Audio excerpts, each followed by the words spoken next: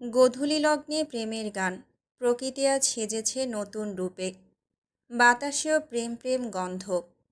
স্নিগ্ধ শিহরিত গাঁদা ফুলের ঘ্রাণে মাতোয়ারা চারিধার। হৃষ্টচিত্তে ম্যানসনের স্বচ্ছ খোলা আকাশে উড়ে বেড়াচ্ছে চড়ুই ছানাগুলো ঝাঁক বেঁধে হাঁকডাক করে। চড়ুইয়ের কিচিরমিচিরকে ঝাঁপিয়ে উঠেছে রমণীদের রিনঝিনে হাসি আর ফিসফিসে আলাপ। চারপাশ জুড়ে হলুদের আবরণ। পোড়া রোদে যেন গলে গলে পড়ে সোনালি এক স্বপ্ন। পুরো ম্যানসন আজ ফুল আর আলোয় ভরা। সাদা ও হলুদের পর্দায় গাদার বেলির গন্ধে তৈরি হয়েছে লগ্নের আসর। সেই আসনের কেন্দ্রবিন্দুতে বসে আছে এলিজাবেথ, কনুয়ের নিচে সাদা কুশন দেওয়া, লেহেঙ্গা হাঁটু অবধি তুলে রাখা। আশেপাশে গার্ডদের উপস্থিতি গায়ে লাগার মতো না। গায়ে পিঙ্ক হলুদের মিশেলে স্লিভলেস লেহেঙ্গা, মাথা গলা কানে কাঁচা ফুলের গহনা, পুরন্ত দুই ঠোঁটে মেহেদি লেগে আছে ঝলমলে অফুরন্ত হাসি নিয়ে। চারজন মেহেদি শিল্পী একসাথে ব্যস্ত। দুজন পায়ে একজন হাতে মেহেদি দিয়ে রাঙিয়ে তুলছে কনেকে, আরেকজন মেহেদি দিচ্ছে ইব্রাতকে। সেও সেজেছে হলুদ লেহেঙ্গায়। হলুদের বাটিটি সামনে রাখা, তবে রিচার্ড এখনও ফেরেনি। তার অপেক্ষাতেই থেমে আছে মূল আচার, তবে এতে অবশ্য কেউ বিরক্ত নয়, কারণ সবার জানা হয়ে গিয়েছে লোকটা তার কথা রাখে। কথা অনুযায়ী তৃতীয়বারের মতো সে তার বধূকে ঘরে তুলছে সশ্রদ্ধ সম্মতিতে সাড়ম্বরে। শহর জুড়ে ঘোষণা দিয়েছে লোকটা তার ভালোবাসার উৎসবের। সবটা যেন একটু বেশি জমকালো, একটু অনন্য করেই করা হচ্ছে আজ, যাকে বলে বাড়াবাড়ি করা, খুবই বাড়াবাড়ি। ক্ষণিক বাদে আগমন ঘটল রিচার্ডের। সব সময়ের মতোই আজও পরনে কালো পোশাক, কালো প্যান্টের সাথে কালো শার্ট ইন করে পরা, বুক খোলা। দৃশ্যমান হয়ে আছে ঢেউ খেলানো সুঠাম বুক। কালচে ঠোঁটে আজ অন্যরকম ভাবসাব, নেই গাম্ভীর্যতা নেই হিংস্রতা। রাশভারী মুখটাই অনির্বচনীয় উষ্ণ আলোতে ভরা। নিখিল কৃষ্ণ চোখে প্রাপ্তি আবহমান নির্ভয়ের দীপ্তি। রিচার্ড গিয়ে টান টান হয়ে দাঁড়ালো এলিজাবেথের সামনে। লাজুক মেয়েটা চোখ বুজে নিল নিবিড় নৈশব্দে। পুরুষটির গা থেকে ভেসে আসা ডার্ক পারফিউমের স্মেলে শরীরের প্রতিটা লোমকূপে শিহরণ জাগে। রন্ধে রন্ধে আষ্টে পড়ে অযাচিত অস্থিরতা। I want privacy. রিচার্ডের রাশভারী আওয়াজে ইব্রাত ঠোঁট কামড়ে হেসে মেয়েদের নিয়ে ভেতরে চলে গেল। সকলে চলে যেতেই রিচার্ড হাঁটু ভেঙে বসল এলিজাবেথের সামনে। পুরুষটি অভিভূত হলো তার সর্বনাশা নারীর অমোঘ সৌন্দর্যে। হলুদের বাটি থেকে তর্জনীতে হলুদ নিল রিচার্ড, সন্তর্পণে ছুঁয়ে দিল এলিজাবেথের ললাটে। রুক্ষ খসখসে আঙুলের তুহিন তুষার স্পর্শে কেঁপে উঠল আড়ষ্ট রমণীর কায়া। শিরশিরে অনুভূতিতে নিভু চোখে চাইল এলিজাবেথ রিচার্ডের চওড়া তামুকে। সুতীব্র আবেগের তাড়নায় চোখের কোণ ভিজে উঠল। চোখের পানি মোছার অভিপ্রায় রিচার্ড চালাতে চাইলে এলিজাবেথ থামিয়ে দিল। দুই পাশে মাথা নাড়িয়ে ভেজা গলায় বলল, এটা খুশির অশ্রু। এক চিলতে হাসল রিচার্ড। তার হলুদ মাখা হাত ছুঁয়ে দিল এলিজাবেথের গাল, গলা, হাত পা, উদরে। প্রথম হলুদের ছোঁয়া সে নিজ হাতে মেখে দিল পুরো কায়াতে। অতঃপর নিজ গাল ছুঁয়ে দিল এলিজাবেথের গালের সাথে। হলুদ মাখিয়ে নিল সে নিজেও একইভাবে। রিচার্ডের ভারী তপ্ত নিঃশ্বাসে কেমন হাঁসফাঁস লাগে এলিজাবেথের। অন্দরমহলে প্রেমের ঝড় ওঠে। দ্রিম দ্রিম শব্দ বাজতে থাকে বুকের ভেতর। বেসামাল অনুভূতির সম্মুখীন হয় সে। হিমশিম খেতে থাকে বুকের মাঝে জমা দানা দানা সুপ্ত অনুভূতিতে। দুই হাতে খামচে ধরে লেহেঙ্গার ভারী অংশ। মোলায়েম চিবুকখানা দুই হাতের আঁচলায় আলতো করে চেপে ধরল রিচার্ড। মৃদু স্নিগ্ধ কম্পন হলো গাঢ় খয়েরি রঙে আচ্ছাদিত ওষ্ঠজোড়ায়। ঠোঁট কাঁপা বন্ধ করো, বিয়েটা হয়ে নিক তারপর। লজ্জায় কুপোকাত রমণী তৎক্ষণাৎ কামড়ে ধরল ওষ্ঠপুট, কম্পন ঠেকানোর বৃথা প্রয়াসে। রিচার্ড নিষ্প্রভ দ্বিধাহীন নজরে চেয়ে থাকে, চোখের পলক ফেলে না। অনুভূতির জোয়ারে ভাসছে অমৃতকরণ। এই লাস্যময়ী শীর্ণকায় নারীর স্পর্শে আবিষ্ট হয়ে পড়েছিল সে, যার এক চিলতে হাসি তার শক্ত ঝংকৃত বুক চিরে ফুটিয়ে তুলেছিল প্রেমের ফুল। আছে তার বধূ, যাকে সে জয় করতে পেরেছে ভালোবাসায়, নতুন করে নতুন রূপে ঘরে তুলছে, যেটা অবধারিত হলেও ছিল দুর্বিষহ। এই পৃথিবীর সবচেয়ে সুন্দরী নারী আমার ঘরে, আমার বউ। মাথা তোলে না এলিজাবেথ। এবার খুব বিরক্ত হলো রিচার্ড। লজ্জা পেলে নারীরা মাথা নিচু করে রাখে কেন? তারা কি জানে না লজ্জায় তাদের কতটা অপূর্ব লাগে? তাদের লজ্জা ভেজা রক্তিম গালজোড়া যে পৃথিবীর অপার্থিব সৌন্দর্যের এক অনন্য দৃষ্টান্ত। কৌশলে গেল রিচার্ড। এখনও সময় আছে, ভেবে দেখো। তড়াক করে মাথা তুলল এলিজাবেথ। তড়িৎগতিতে বলল, মানে? রিচার্ড শুয়ে পড়ল এলিজাবেথের উরুর উপর মাথা রেখে, লম্বা পাগুলো ছড়িয়ে রাখল সবুজ ঘাসের উপর। এলিজাবেথের হাত মুঠোয় নিয়ে সরাসরি তাকালোর আখির মায়াভরা মৃগনয়নী চোখ দুটোতে। শঙ্কিত কণ্ঠে বলল, এখনও সময় আছে, ভেবে বলো বিয়ে করবে কিনা, পরে পস্তাবে না তো? এলিজাবেথের ছটফটে জবাব, না, আমি কিন্তু অনেক জ্বালাবো। এলিজাবেথের হাত হৃষ্টচিত্তে ছুটল রিচার্ডের ঘন কালো কেশরাশিতে। সে নির্বিকারে জবাব দেয়, আচ্ছা, রাতে একটু ঘুমাতে দেব না। আচ্ছা, প্রতি রাতে জ্বালাবো। আচ্ছা, আমার আবারও একটা এরিত কায়নাত চাই। আচ্ছা, একটা রিস্কা কায়নাতও চাই। আচ্ছা, একটা ইস্কা কায়নাতও চাই। আচ্ছা, আরও অনেক কিছু চাই, সব দেব। আর একটা বিয়ে করতে চাই, একবার করে দেখুন না শুধু। সঙ্গে সঙ্গে তীব্র আপত্তিতে ঝাঁঝিয়ে উঠে রিচার্ডের গলা চেপে ধরল এলিজাবেথ। রিচার্ড হেসে উঠল, স্পষ্ট জোরে শব্দ করে। হাসতে হাসতে তার শরীর কাঁপছে অদ্ভুত এক মুক্তির মতো। অবাক হয়ে তাকিয়ে রইল এলিজাবেথ, চোখে বিস্ময়ের ঢেউ। বুকটা আচমকা কেমন ভারী হয়ে উঠল। এক লহমায় হাত চলে গেল বুকে। ধুক ধুক শব্দ করা জায়গাটায় চেপে ধরল জোরে।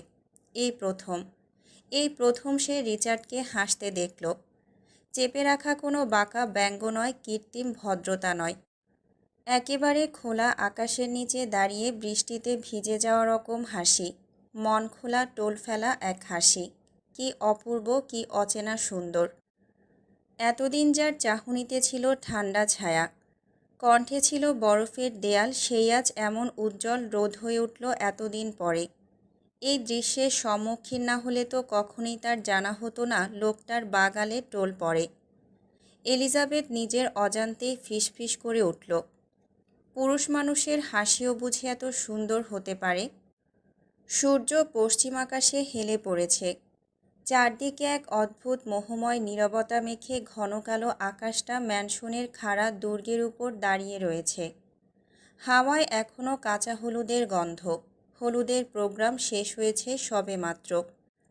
রিচার্ড বেরিয়েছে বেশ কিছুক্ষণ আগেই। সে গিয়েছে ভেন্যুতে। বিয়ের আনুষ্ঠানিকতার জন্য রিসোর্ট বুক করা হয়েছে। এলিজাবেথের সারা শরীর দুধে মাখো মাখো করছে।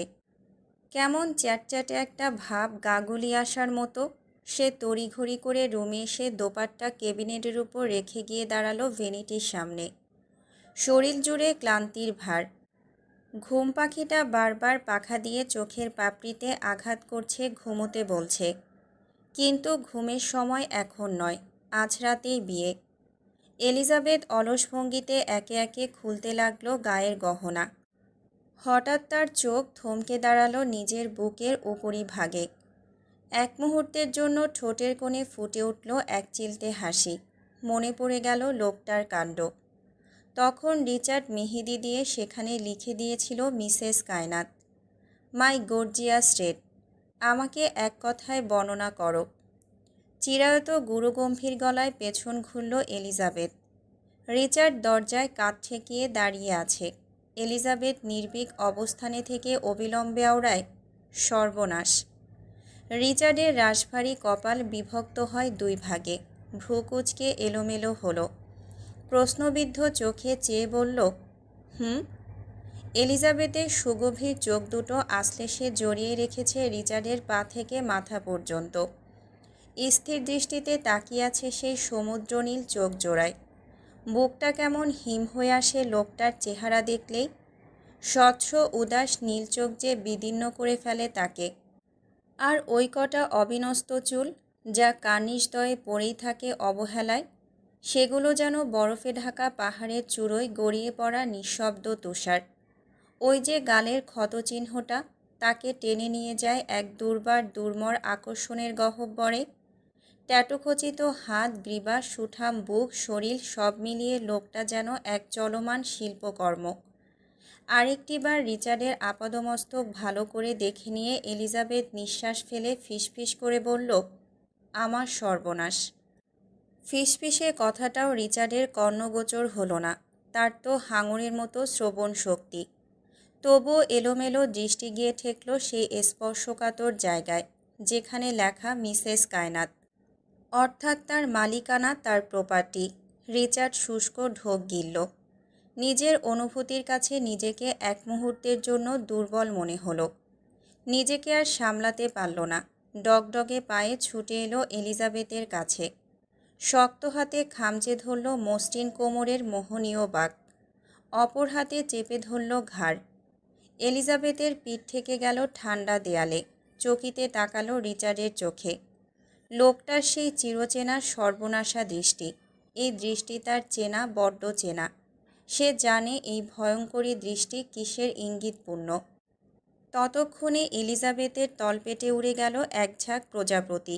রিচার্ড যখন ঠোঁট এগিয়ে আনছে, এলিজাবেথ মুখ ফিরিয়ে নিয়ে নিশার গলায় বলল, বিয়েটা হয়নি? 2 বার হয়েছে। রিচার্ডের হাত ততক্ষণে অনিয়ন্ত্রিত। ছুটতে চলেছে এলোমেলো পথ ধরে বেগতিক ঢেউয়ের সমান্তরাল তালে। এলিজাবেথ টের পায় তার লেহেঙ্গার ফিতার বাঁধনগুলো ধীরে ধীরে আলগা হয়ে যাচ্ছে। গভীরভাবে সে অনুভব করল অবাধ্য হাতের বিচরণ নিজ অস্তিত্বে। অনুভূত হলো লোকটা কিভাবে ছলাকলা কৌশলে তাকে তার নিয়ন্ত্রণে নিয়ে যাচ্ছে। ঝড় তুলছে তার নারীত্বে। ভারী হতে থাকে নিঃশ্বাস, দুর্বল হয় দৃঢ়তা। চিনচিনে ব্যথায় শিউরে ওঠে ক্ষণে ক্ষণে। হঠাৎই রিচার্ড এক লহমায় টেনে খুলে ফেলল পিঙ্ক আর হলুদ রঙা স্কার্টটা। অতঃপর সঙ্গে সঙ্গে মিশিয়ে নিল নিজ অঙ্গ প্রত্যঙ্গের সাথে একদম আষ্টে পৃষ্ঠে। তিরতির করে কাঁপতে থাকে এলিজাবেথ। কখন যে রিচার্ড তাকে ক্যাবিনেটের উপর বসিয়ে দিল তার টেরও পেল না ঘোরের মধ্যে। সম্বিত ফিরে তখন, যখন বেল্টের ধাতব অংশের ক্র্যাঙ্ক শব্দ কর্ণগহ্বরে পৌঁছায়। একটু পর তো। কথা সম্পূর্ণ করতে পারল না এলিজাবেথ। রিচার্ড দোপাট্টাটা হাতে তুলে নিল। অতঃপর ক্ষুব্ধভাবে 2 হাতের মুঠোয় চেপে ধরল এলিজাবেথের শীর্ণ হাত দুটো। হঠাৎই তার অধর হেলে পড়ল এক কোণে রহস্যময় হেসে। খুব কাছে, খুব ঘনিষ্ঠ হয়ে হিসিয়ে বলল, ইটস টু লেট রেড। উদ্ধত ঠোঁটে শীতল আর্দ্রতায় কন্যার দেহদর্পণে উঠল আলোড়ন, যেন বর্ষা রাতে ঝরে পড়া কদম্ব ফুলের নিঃশব্দ কম্পন। শিউলি গন্ধে ভরে উঠল তার রন্ধে রন্ধে। শিহরণের পত্রপল্লব কাঁপে যেভাবে, তেমনি কাঁপল তার অস্তিত্ব। তনুর তারে বেজে উঠল দুর্বার কামনা ব্যঞ্জনা। দেহ জুড়ে জেগে উঠল নিঃশ্বাসে দগ্ধ এক বিস্ময় দাহ।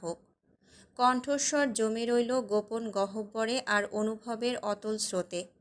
বিলীন হলো সব শব্দ, সব সত্তা। এই চোখে কি আছে? ফোনের ওপাশ থেকে ভেসে এলো মেয়েলি স্বর। এই চোখে আছে এক সমুদ্র প্রেম। লুকাস হাসল। এই কালার জন্য? গায়ের রং সাদা কালো তো গায়েই লেগে থাকে।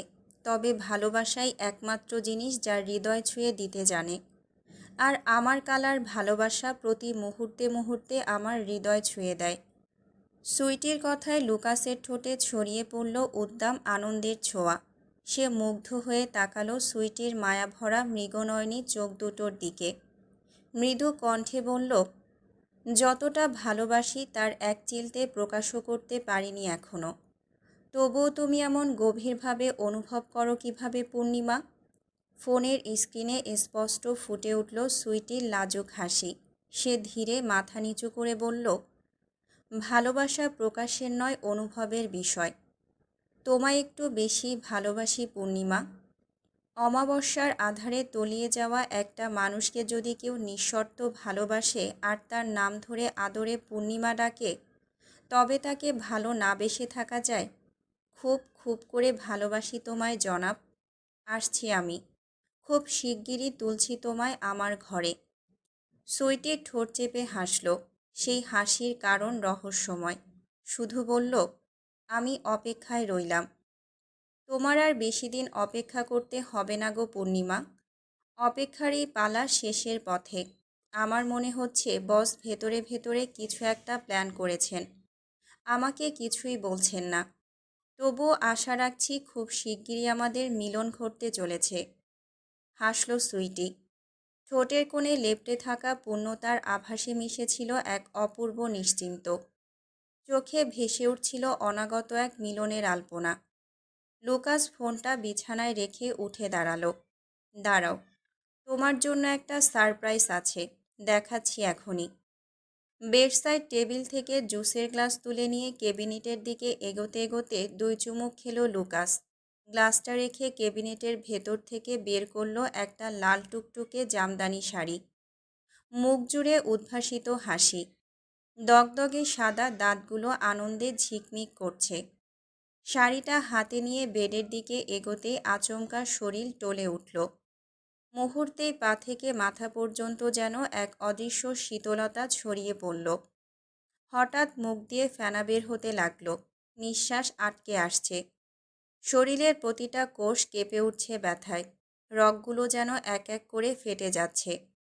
পরের মুহূর্তেই লুকাস মেঝেতে লুটিয়ে পড়ল। ভারী শব্দে কেঁপে উঠল কক্ষ। ফোনের ওপাশে সুইটি শিউরে উঠল। আতঙ্কিত কণ্ঠে ডাকল, হ্যালো, হ্যালো। কি পড়ল ওটা?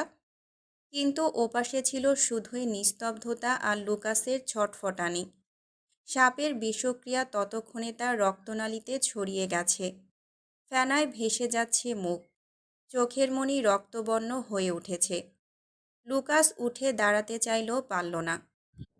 তার শক্তিশালী দেহ ততক্ষণে নিস্তেজ। ছটফট করার সুযোগও মিলল না। খোলা চোখেই থেমে গেল তার সমস্ত যুদ্ধ। এই সুস্থ সবল বক্সার লুকাসকে সরাসরি মুখোমুখি যুদ্ধে হারানো সম্ভব ছিল না। তাই এই ছলনা। নিঃশব্দে শরীরে সাপের বিষ প্রয়োগ করে তাকে শেষ করে দেওয়া হলো। অস্ত্র হাতে লড়াই হলে সে এখন রাজ করত যুদ্ধের ময়দানে। কিন্তু আজ ছলনার কাছে হারল লুকাস।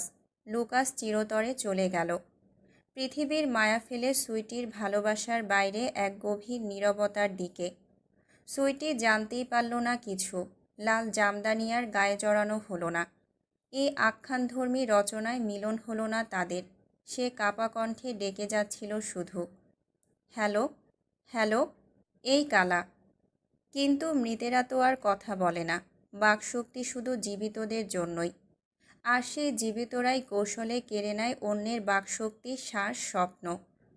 সুইটি এবার আর পারল না নিজেকে ধরে রাখতে। কান্নায় ভেঙে পড়ল। ডেকে যেতে থাকলো বারবার, হ্যালো, হ্যালো, এই কালা, প্লিজ কিছু বলো। উপরে তাকাতেই চোখাচোখি হলো দুজনের। রেলিং ঘেঁষে দাঁড়িয়ে আছে এলিজাবেথ। নিচে রিচার্ড, হাতে ধূসর শপিং ব্যাগ।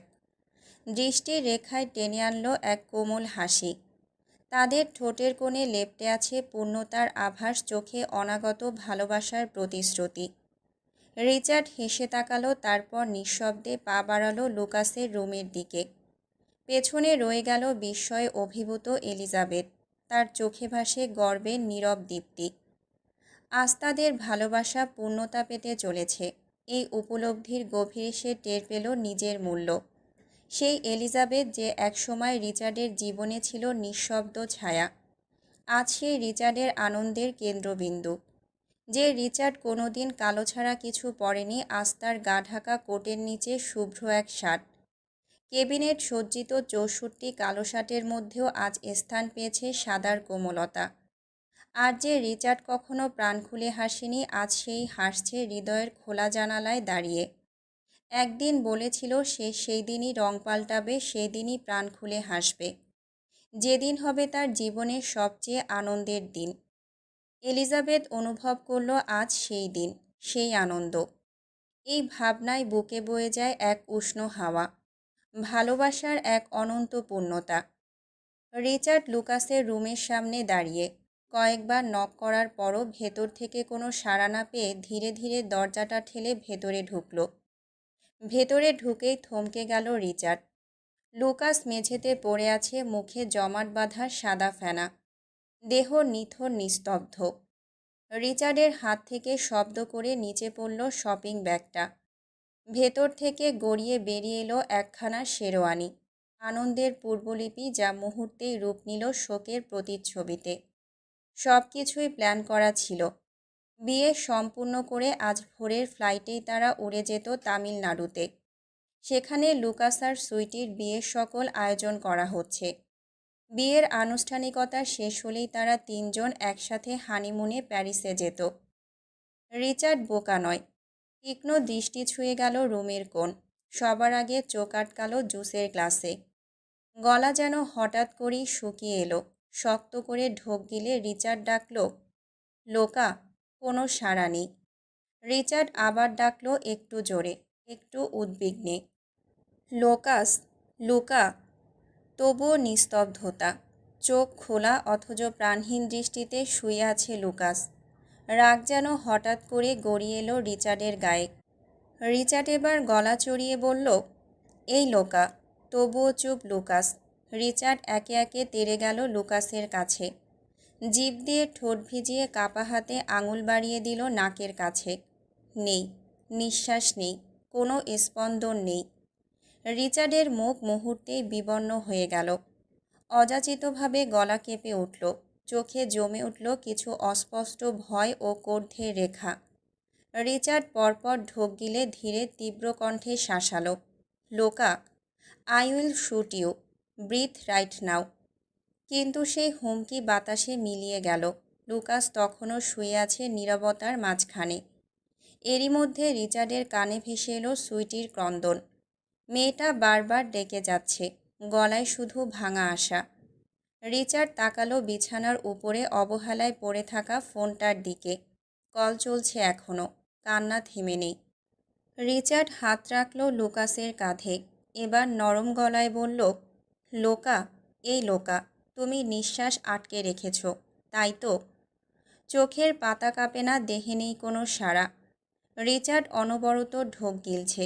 সে বলে চলে, লোকা, ওঠো, তোমার কিছুই হতে পারে না। থেমে যায় রিচার্ড, যেন নিজেকে বুঝিয়ে ওঠার চেষ্টা করে। আমি সুইটিকে কথা দিয়েছি লোকা, আমি কখনো আমার ওয়াদা ভাঙিনি। তুমি ওঠো, তোমাকে উঠতেই হবে। এসব নাটকের কোনো মানে হয় না। আজ সকালেই আমরা যাচ্ছি। তোমার বিয়ে, সব আয়োজন করা আছে। আমার দায়িত্ব পালনের আগেই তুমি কোথায় চলে যাচ্ছ? কিন্তু লুকাস ওঠে না। সে শুয়েই থাকে নিস্তব্ধ ঠান্ডা শরীরে। রিচার্ডের কণ্ঠ এবার জড়িয়ে আসে, কাঁপা কাঁপা শব্দে বলে, লোকা, মেয়েটা অপেক্ষা করছে। আমি কথা দিয়েছি। আমি। হঠাৎ করে চিৎকার করতে থাকে রিচার্ড, লোকা, তোমার এখনও এত সাহস হয়নি যে আমার কথা অমান্য করবে। আমি তোমাকে ঠিক 2 মিনিট সময় দিচ্ছি। ওঠো, এক্ষুনি ওঠো, নইলে আমি কিন্তু তোমাকে শ্যুট করতে বাধ্য হব। আমি তোমাদের এমন ট্রেনিং দেইনি লোকা। সামান্য বিষের বিষক্রিয়ায় এভাবে হারিয়ে যেতে পারো না তুমি। ন্যাসো পাশ দিয়ে যাচ্ছিল। রিচার্ডের হুঙ্কারে ছুটে এলো। দরজার চৌকাঠে দাঁড়াতেই চোখে পড়ল রিচার্ড বিধ্বস্ত পাথরের মতো বসে আছে, আর লুকাস নির্জীব দেহে শুয়ে আছে। মুখে ফ্যানার দাগ, ঠোঁটে নীলচে ছায়া। ন্যাসো দৌড়ে গেল লুকাসের কাছে। হাত রাখতেই যেন সারা শরীরে বিদ্যুৎ খেলে গেল। কি ঠান্ডা, নিথর, বিষাক্ত নিস্তব্ধতা। মরুভূমির বুকে যেন হঠাৎ করেই বৃষ্টি নেমে এলো। ভেঙে পড়ল ন্যাসো। মাথা রাখল প্রিয় বন্ধুর বুকে, তার বিশ্বস্ত সঙ্গীর বুকে। চোখে জমে থাকা বছরখানেকের কান্না ঝরে পড়ছে। রিচার্ড যেন আজ শিশু, ভয় পায়, বোঝে না, মানতে চায় না। সে আবারও চিৎকার করে উঠল, লুকাস। ন্যাসো ভেজা গলায় আওড়ায়, লোকার উঠবে না বস, ছেড়ে চলে গেছে আমাদের। অসম্ভব।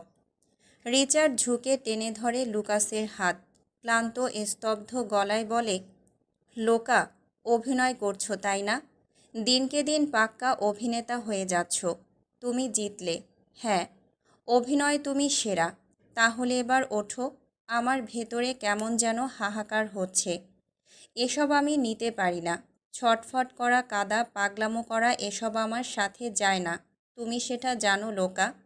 লুকাস তবুও চুপ। রিচার্ড আবার বলে, এই লোকা, উঠবে না?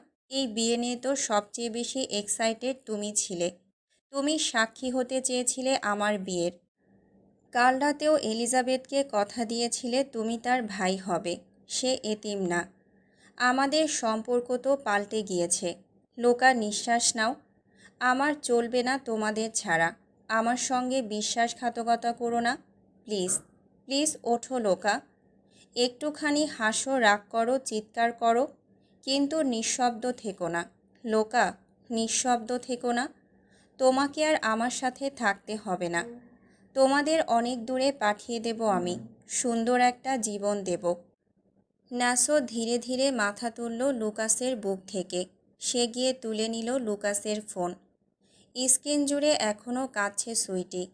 মেয়েটার চোখ মুখ লাল, গলায় কি অসহায়ত্বের কান্না। ন্যাসো নতস্বরে বলল, লুকাস আর আমাদের মধ্যে নেই। ক্ষমা করো আমাদের প্লিজ।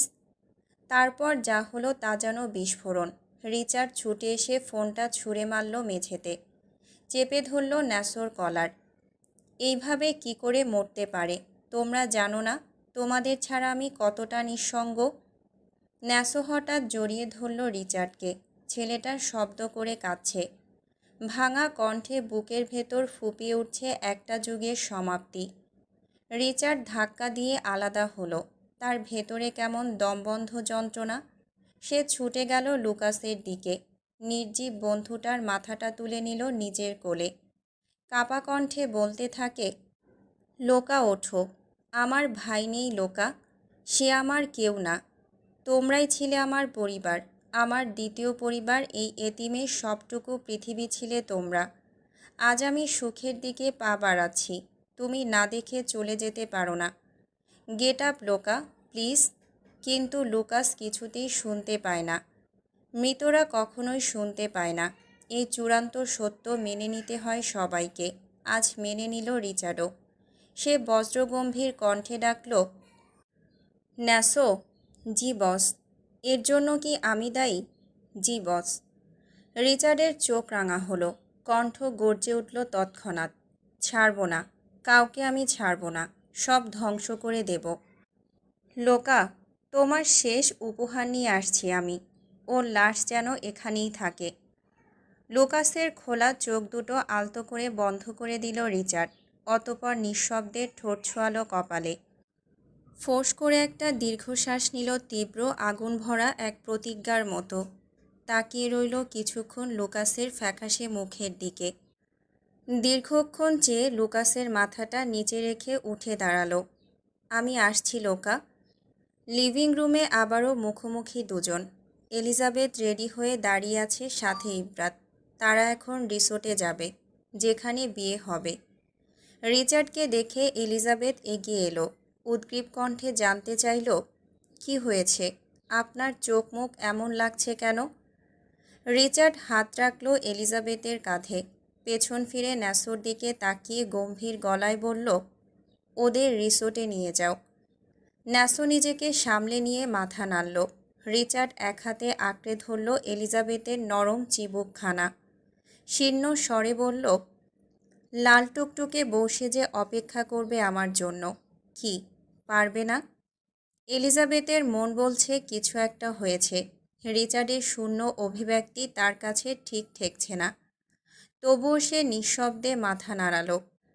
রিচার্ড শব্দ করে চুমু খেল এলিজাবেথের ললাটে। আসছি আমি। অজানা উদ্বেগ চেপে বসল এলিজাবেথের ভেতর। পেছন থেকে টেনে ধরল রিচার্ডের হাত। রিচার্ড গ্রীবা বাঁকিয়ে তাকালো এলিজাবেথের নির্মল চেহারায়। নিস্পৃহ চোখে চোখ রেখে ভারী কণ্ঠে বলল, হরিণের চোখ সুন্দর, তবুও বাঘ তার প্রেমে পড়ে না, শিকার করে খায়। তোমার এই দৃষ্টি আজ আমাকে যতই ঘায়েল করুক আমাকে আটকাতে পারবে না।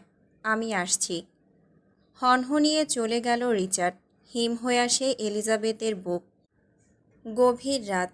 শহরের উপেক্ষিত কোণে একটা পোড়াবাড়ির অন্ধকার ঘরে রিচার্ড অপেক্ষা করছিল। স্বচ্ছ নীল চোখ দুটোতে ছিল নিস্তব্ধ কঠোরতা, অথচ ভেতরে ছাইচাপা আগুনের মতো জ্বলছিল উন্মাদনা। রেয়ান দুর্ভাগা যুবক কিছুই টের না পেয়ে পা রাখল সেই ঘরে। পা রাখার পর মৃত্যুর আগে আর আলো দেখেনি সে। দরজা বন্ধ হতেই রিচার্ড চিৎকার করে উঠল পশুর মতো, ঝাঁপিয়ে পড়ল রেয়ানের উপর। রিচার্ড চাপাতিটা টেনে বের করল নিঃশব্দে পেছন থেকে। একটু সময় না নিয়ে সোজা কণ্ঠনালী বরাবর বসিয়ে দিল কোপ। এক কোপে রেয়ানের মাথা গড়িয়ে গিয়ে পড়ল মেঝেতে। রিচার্ডের চোখে তখন শুধু ভাসছিল লুকাসের মৃতদেহ। রিচার্ড তেড়ে গেল ছিন্ন মাথাটার দিকে। হাঁপাতে হাঁপাতে কোপাতে থাকল খুলি বরাবর। হিংস্রতা দিয়ে নয়, বেদনাতাড়িত উন্মাদনায়। আর বলতে লাগলো গলা চিরে, আমি আমার মায়ের লাশ দেখিনি, আমি আমার বাবার লাশ দেখেছি। আমি আমার সন্তানের লাশ দেখিনি, আমি আমার ভাইয়ের লাশ দেখেছি। রিচার্ডের চোখে জ্বলছে অস্বাভাবিক লালচে ছায়া। চোখের দৃষ্টিও কেমন ঝাপসা। বাস্তব ও বিভ্রম মিলেমিশে এক হয়ে গেছে। কোপের বেশিরভাগই পড়ছে ফাঁকা মেঝেতে, তবুও থামছে না রিচার্ড। কোপিয়ে যাচ্ছে অনবরত আর অদ্ভুতভাবে গোঙাচ্ছে। তারপর শুরু হয় আসল নরক। রিচার্ড ছুটে গেল মাথাবিহীন রক্তস্নাত নিথর দেহের কাছে। পা বিছিয়ে বসে পড়ল লাশের পাশে। হাত দিয়ে চিরে ফেলে রেয়ানের বুকের খাঁচা। হাড় ভেঙে ফাঁক করে তোলে। দৃষ্টি তখন শুধু স্থির রেয়ানের কলিজায়। থরথর করা সেই টুকরোটা নিজের হাতে টেনে তুলে আনে রিচার্ড। রক্ত টপ টপ করে গড়িয়ে পড়ে তার কনুই বেয়ে। রিচার্ড নিঃশ্বাসে টেনে নেয় সেই তাজা মৃত্যুর গন্ধ। এরপর রেয়ানের দেহ টুকরো টুকরো করে কাটে। পায়ের পেশি, বাহুর মাংস, গলার চারপাশে স্নায়ু সব কেটে কেটে ছড়িয়ে দেয় ঘরের চারদিকে। দেয়ালে ছিটিয়ে দেয় রক্ত। আঁকে এক বিকৃত ছবি। মৃত্যু আর উন্মাদনার মাঝে দাঁড়িয়ে থাকা শিল্পীর মতো। শেষে নিথর হাড়শুদ্ধ মাংসের স্তূপটাকে দেখে একটু হেসে ওঠে রিচার্ড। অথচ তার চোখে কালো মেঘের ঘনঘটা। রক্তের তপ্ত স্রোত হতে উঠে দাঁড়ায় রিচার্ড। রক্তমাখা চাপাতিটা চেপে ধরল দাঁতের মাঝে। চোখ থেকে আগুন বিচ্ছুরিত হচ্ছে দাউ দাউ করে। রিচার্ড আবারও চাপাতিটা গুজে রাখল পেছনে। অদ্ভুত দৃষ্টিতে তাকিয়ে তাকিয়ে দেখে রেয়ানের খণ্ড খণ্ড মাংসের টুকরোগুলো। ঠোঁট নাড়িয়ে গুনল সে। পরপর ঠোঁটের কোণে ফুটে উঠল পৈশাচিক হাসি। হঠাৎ করে রিচার্ড উন্মাদের মতো মাথা শূন্যে তুলে চিৎকার করে উঠল। বুকের গহীন থেকে ক্ষতের আর্তনাদ চিৎকার দিয়ে বেরুল, লোকা, আমার ভাই। শহর আজ কেমন অচেনা। রাস্তা ফাঁকা, not by chance by command. Traffic signal ঝিমিয়ে পড়েছে। দোকানপাট সব শাটার ফেলে কাঁপছে। হাওয়ায় বারুদের গন্ধ আর হেলিকপ্টারের পাখার শব্দ যেন উপরে ঝুলে থাকা শাস্তি। ময়লার স্তূপের উপর যেভাবে জংলি কাক ঘুরপাক খায়, ঠিক সেভাবে আকাশে হেলিকপ্টার ঘুরপাক খাচ্ছে অনবরত। সারি সারি কালো জিপ চলছে লাইন ধরে। দুই পাশে দুই সারি, মাঝখানে রিচার্ডের কালো মার্সিডিস। প্রতিটা গাড়ির জানালা ফাঁক করে বেরিয়ে আছে সাইলেন্সার লাগানো আগ্নেয়াস্ত্র। পেছনের সিটে বসে থাকা গার্ডদের চোখে সতর্কতা। রিচার্ডের গাড়ি এসে থামল রিসোর্টের গেটে। ড্রাইভিং সিট থেকে নেমে ন্যাসো ছুটে এলো, ব্যাকডোর খুলে দিল নিঃশব্দে। রিচার্ড নেমে এলো ভেতর থেকে। কোনো বাহার নেই। কোটটা পুরনো। সাদা শার্টটার কফের কাজটায় রক্তের দাগ, অথচ হেলদোল নেই। আজ যে তার বিয়ে। ভেতর থেকে পিটবুলগুলো ছুটে এলো। গন্ধ শুকলো রিচার্ডের জুতোর মাথায়, যেন চিনে নিচ্ছে তাদের মালিককে। গার্ডদের হাত টানছে শিকল, তবুও কুকুরগুলো মাথা নিচু করে বসে গেল। হেলিকপ্টার উপরে ঘুরছে, এক ফাঁকে এক রাউন্ড ওপেন ফায়ার করে আকাশে। কোনো লক্ষ্য করে নয়, শুধু স্মরণ করিয়ে দেওয়ার জন্য আজ গ্যাংস্টার বস রিচার্ড কায়নাত বিয়ে করছে। কোনো প্রকার বাজনা নেই, ফুল নেই, আছে বন্দুকের নিরাপত্তা, কুকুরের আনুগত্য। চারিপাশে ছড়িয়ে আছে ঝাঁঝালো উত্তেজনা। রেড ভেলভেটের একটা ব্রাইডাল গাউনে বধূ সেজে এলিজাবেথ বসে আছে ভ্যানিটির সামনে। মেকআপ আর্টিস্ট সবেমাত্র বেরুলো। ইব্রাত ড্রেস চেঞ্জ করতে পাশের রুমে গেল, কিছুক্ষণ হলো। এলিজাবেথ শোভনীয় বিস্ময়ে দেখছে নিজেকে। তার গভীর নিকোষ কালো চোখ দুটো আশ্লেষে জড়িয়ে রেখেছে পা থেকে মাথা পর্যন্ত। নিজের সৌন্দর্যে আজ সে নিজেই অভিভূত। বুকধা দিয়ে গেল শীতলতায়। এই সৌন্দর্য যে কেবল অবধারিত ছিল সেই লোকটার জন্যই। আস্থা জয় করে নিয়েছে লোকটা তার শুদ্ধ ভালোবাসায়। হঠাৎ জোরসে দরজা খোলার শব্দে কেঁপে উঠল এলিজাবেথ। উঠে দাঁড়ালো সে।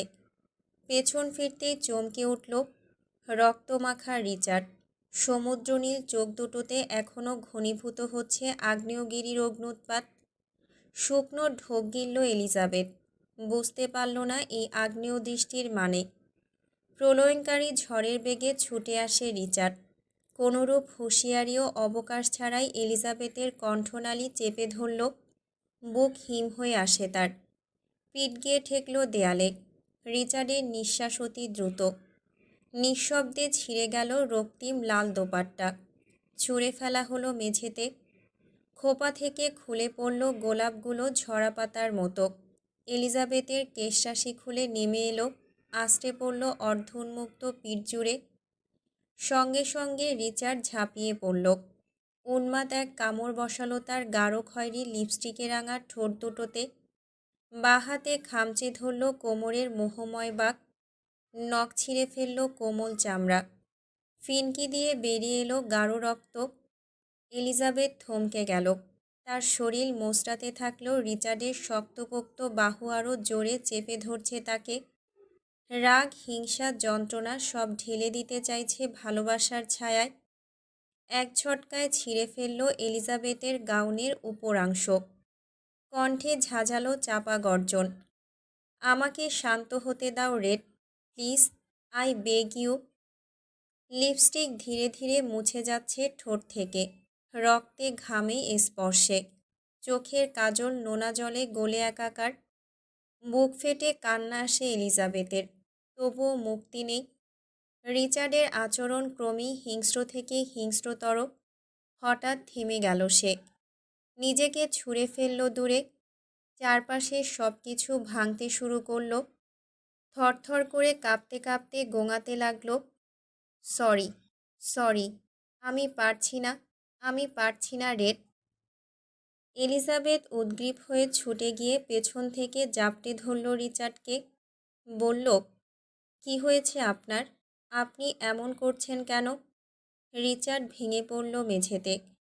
এলিজাবেথ রিচার্ডের মাথাটা নিজের বুকে চেপে ধরে কোমল হাতে পিঠে হাত বুলিয়ে দিল। অন্ধকারে ডুবে থাকা রিচার্ডের কণ্ঠরোধ কণ্ঠে অস্পষ্ট শব্দ ভেসে এলো, নিজেকে খুব দুর্বল লাগছে এলিজাবেথ। মনে হচ্ছে আমি আমার একটা হাত হারিয়ে ফেলেছি। এই পাশটা, এই পাশটা একেবারে খালি খালি লাগছে। নিশুতি রাত। চতুর্থ প্রহর পার হচ্ছে ধীরে ধীরে। একটু পরই ফজরের আজান হবে। তবুও প্রাসাদের উঠোনে ভিড় জমিয়ে আছে অতিথিরা। সবাই অপেক্ষায় রিচার্ড কায়নাতের বিয়ে দেখবে বলে। বিয়ের আসরের ঠিক উল্টো পাশে একটা ছোট কক্ষে দাঁড়িয়ে আছে রিচার্ড, একা অপেক্ষারত। হঠাৎ দরজার ওপাশ থেকে ভেসে এলো হিলের শব্দ। পেছন ফিরে তাকাতেই রিচার্ডের চোখে পড়ল লারা। পরিপাটি সাজে লারা, চোখে প্রশান্তির রেখা, ঠোঁটে এক চিলতে হাসি। সে এসে সোজা রিচার্ডের সামনে দাঁড়ালো। Congratulations Richard. রিচার্ড চমকে বলল, তুমি? কেন? আসতে পারি না বুঝি? একটু ভেঙে না পড়ে উত্তর দিল Lara. I I didn't mean that. Lara হেসে চুপ থাকল। দুজনের মাঝখানে সময়টা কিছুক্ষণ স্তব্ধ হয়ে রইল। রিচার্ড ঘড়ির দিকে একবার চোখ বুলালো, তারপর আবার তাকালো লারার নিরেট মুখপানে। সে নতদৃষ্টিতে দাঁড়িয়ে, যেন বুকের ভেতর কত কিছু জমে আছে, অথচ ঠোঁট কাঁপছে না। শেষমেশ রিচার্ড নিজেই বলল, কিছু বলবে? লারা বলতে চায়, অনেক কিছুই বলতে চায়, তবে তার কণ্ঠরোধ। শব্দ যেন গলায় এসে আটকে যায়। দীর্ঘশ্বাস ফেলে ফোঁস করে। অতঃপর ধীরে রিচার্ডের দিকে তাকিয়ে এক চাপা হাসি হেসে বলল, তোমাকে আজও আগের মতোই খুব হ্যান্ডসাম লাগছে রিত। রিচার্ড ঠোঁট বাঁকিয়ে হাসল। একবার নিজের রক্তমাখা অব্যয়ের দিকে তাকিয়ে বলল, সত্যি?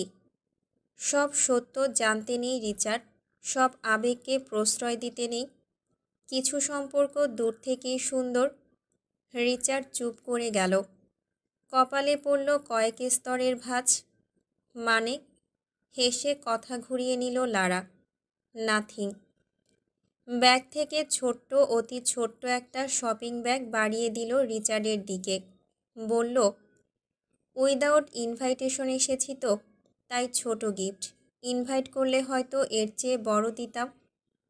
রিচার্ড কপাল কুঁচকে তাকালো ব্যাগটার দিকে। প্রশ্ন করল, কি এটা? লারা ঠোঁটে মৃদু হাসি এনে বলল, স্পেশাল মানুষদের মূল্যবান গিফট দিতে হয়। রিচার্ড চুপচাপ ব্যাগটা হাতে নিল। কিছু একটা ভেবে ধীরস্বরে বলল, আর ইউ ওকে? লারা হাসল। সেই হাসির নিচে চাপা পড়ে রইল এক সমুদ্র ক্লান্তি। অভিশপ্ত বাস্তবতায়, অব্যক্ত অন্তরালে, অক্লান্ত শূন্যতায় আমি বড্ড ক্লান্ত। রিচার্ডের ঠোঁট নড়ে না, শব্দের জালেও বাঁধতে পারে না। কেমন নির্লজ্জ নীরবতা নামে ওদের মাঝখানে।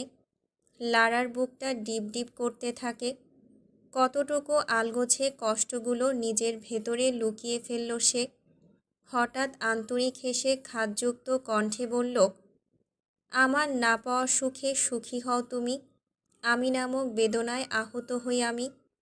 তবুও চাই দাম্পত্য জীবনে সত্যিকারের সুখ হোক তোমার। লারা পালিয়ে গেল। এক মুহূর্ত দাঁড়ালো না। তবুও রিচার্ড পেছন থেকে স্পষ্ট দেখতে পেল লারা চোখের জল মুছছে। সে ফোঁস করে এক নিঃশ্বাস ফেলল। এছাড়া আর কিছুই তার হাতে নেই। বিশাল আকৃতির কাঠের দরজাটা ধীরে ধীরে খুলে যায়। লালচে দরজার আড়ালে দাঁড়িয়ে রিচার্ড, কালো ব্লেজারে রাজকীয় সাজে। হাতে একগুচ্ছ সাদা গোলাপ। সাদা শার্টে এখনও লেপ্টে থাকা শুকনো রক্ত তার উন্মত্ত অতীতের নীরব সাক্ষী বহন করছে। মেঝে জুড়ে ঘন ধোঁয়ার আবরণ, যেন মেঘের দেশে পা রাখা। চারপাশে নিঃশব্দ দাঁড়িয়ে থাকা ব্ল্যাক অ্যান্ড হোয়াইট পোশাকধারী বিত্তশালী ব্যবসায়ী ও মাফিয়ারা সাক্ষী এই অদ্ভুত আবির্ভাবের। বলরুম যেন এক মহাগ্র স্বপ্ন। সোনালি আলোয় ঝলমল, মেঝেতে কুয়াশার চাদর। মাথার উপর রেনেসাঁ যুগের চিত্রশিল্পে মোড়ানো ছাদ। ঝাড়বাতির দীপ্তি আর শত শত চোখের সম্মিলিত চাহনিতে যেন সময় কিছুক্ষণের জন্য থেমে গেছে। হলরুমের কেন্দ্রস্থলে এসে দাঁড়ায় এলিজাবেথ। বিশাল ঘোমটার নিচে তার মুখ ঢাকা। অফ হোয়াইট গাউনে যেন কোনো রাজবংশের শেষ রাজকুমারী। অথচ সেই গাউনের নিচেও রক্তের ছাপ। তখন রিচার্ডের ছিঁড়ে ফেলা রেড ভেলভেট গাউনের পর এই নতুন পোশাকেও রয়ে গেছে তার পাগলামির লাল স্বাক্ষর। আজ ইতিহাসে লেখা হবে এক অদ্ভুত বিবাহের কাহিনী, যেখানে বরকনে রক্তে ভেজা জামাতে অঙ্গীকারবদ্ধ হচ্ছে। এলিজাবেথ ধবধবে সাদা সিঁড়ি বেয়ে উঠছিল উপরের স্তরের দিকে। তার রাজকীয় গাউনের ভাঁজ সিঁড়ির গায়ে বিছিয়ে পড়েছে অপূর্ব এক চিত্রের মতো। হঠাৎ এক পা ফসকে যায়। পড়ে যেতে যেতে দুই পাশ থেকে এক পাশে এগিয়ে আসে দুটি হাত। এলিজাবেথ অবাক হয়ে তাকায়। লুকাস এবং ন্যাসো। লুকাসের ডান বাহুতে একটা বাঘের বাচ্চা। এটা সে উপহার হিসেবে নিয়ে এসেছে। রক্তের বন্ধন নয়, তবু হৃদয়ের এক অকাঠ্য আত্মীয়তা গড়ে উঠেছে তাদের মাঝে। দুজনেই মৃদু হাসিতে মাথা নাড়ে। সেই হাসিতে শুধু ভরসা ছিল, ছিল প্রতিশ্রুতি। চোখের কোণ ভিজে ওঠা জলচিহ্ন আর একটুখানি কাপা হাসি নিয়ে এলিজাবেথ দুই হাত দুজনের হাতের উপর রাখল। দুই ভ্রাতার অস্ত্রসম বুক তখন ঢাল হয়ে দাঁড়ায় তার পাশে। তারা এগিয়ে চলে ওকে সঙ্গে নিয়ে এক নতুন জীবনের সূর্যোদয়ের দিকে, যেখানে প্রতিটা ধাপ লেখা হবে ভালোবাসার সাহসের অক্ষরে। এলিজাবেথ ধীরে এগিয়ে এসে নিঃশব্দে হাত রাখে রিচার্ডের কাঁধে।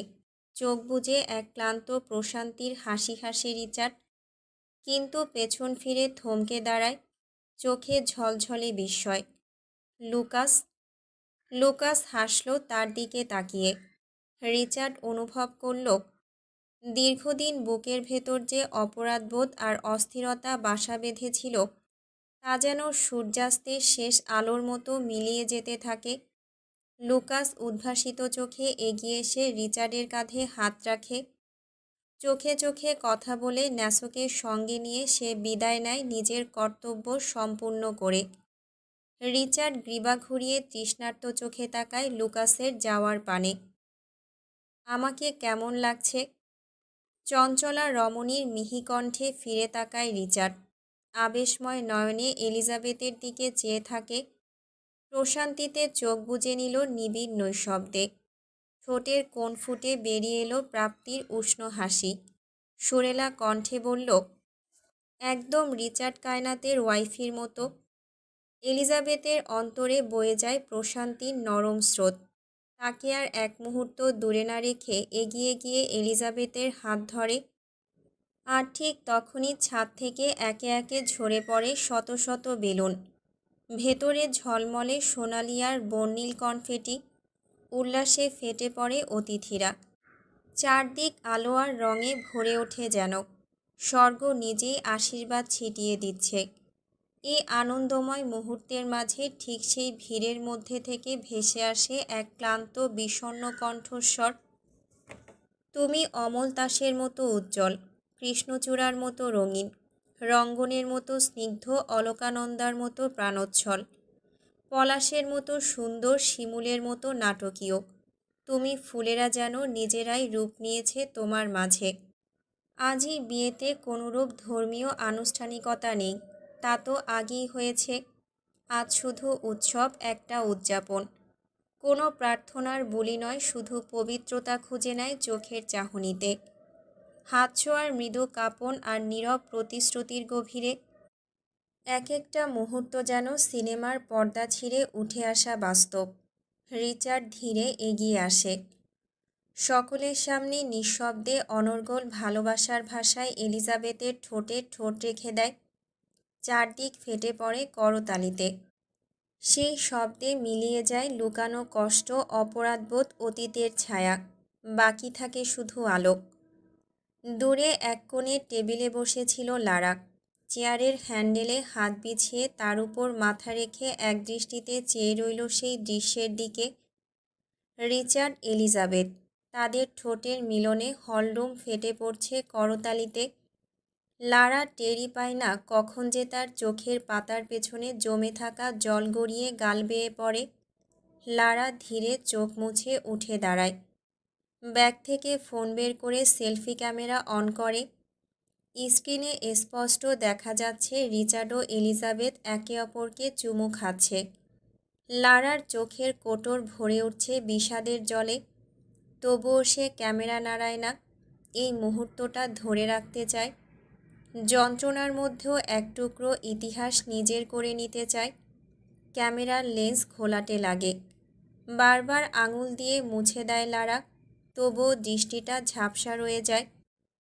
অথচ বোকা মেয়ে জানে না ময়লাটা ক্যামেরায় নয়, সে ময়লা লেগে আছে তার নিজের মুখে, তার চোখে, তার হৃদয়ে। অথচ সে দোষ দিয়ে গেল ক্যামেরাকে। Princess Elizabeth. এলিজাবেথ ধীরে ঘুরে তাকালো রিচার্ডের দিকে। চোখে অভিজাত প্রশান্তি, ঠোঁটে অল্প হাসি। প্রত্যুত্তর করল একই ভঙ্গিতে, প্রিন্স রিচার্ড। রিচার্ড আরেক ধাপ কাছে এলো। দমকা হিসহিসে স্বরে ফিসফিসিয়ে বলল, আপনি জানেন না, আজ রাতটা আপনার সর্বনাশের। আজ আপনাকে একটু বেশি কষ্ট দিতে চাই। আজ আমরা কেবল গল্প করব, nothing else, and that's final. আজ আমি কিছুই শুনছি না। No excuse, just imagine and get that goose pump. এলিজাবেথের পেটের নিচে মোচড় দিয়ে উঠল, হাত পা কাঁপে। তা দেখে রিচার্ড ঠোঁট কামড়ে হেসে উঠল। এখনই শুকনো ঢোক গিলছ? ওয়াও!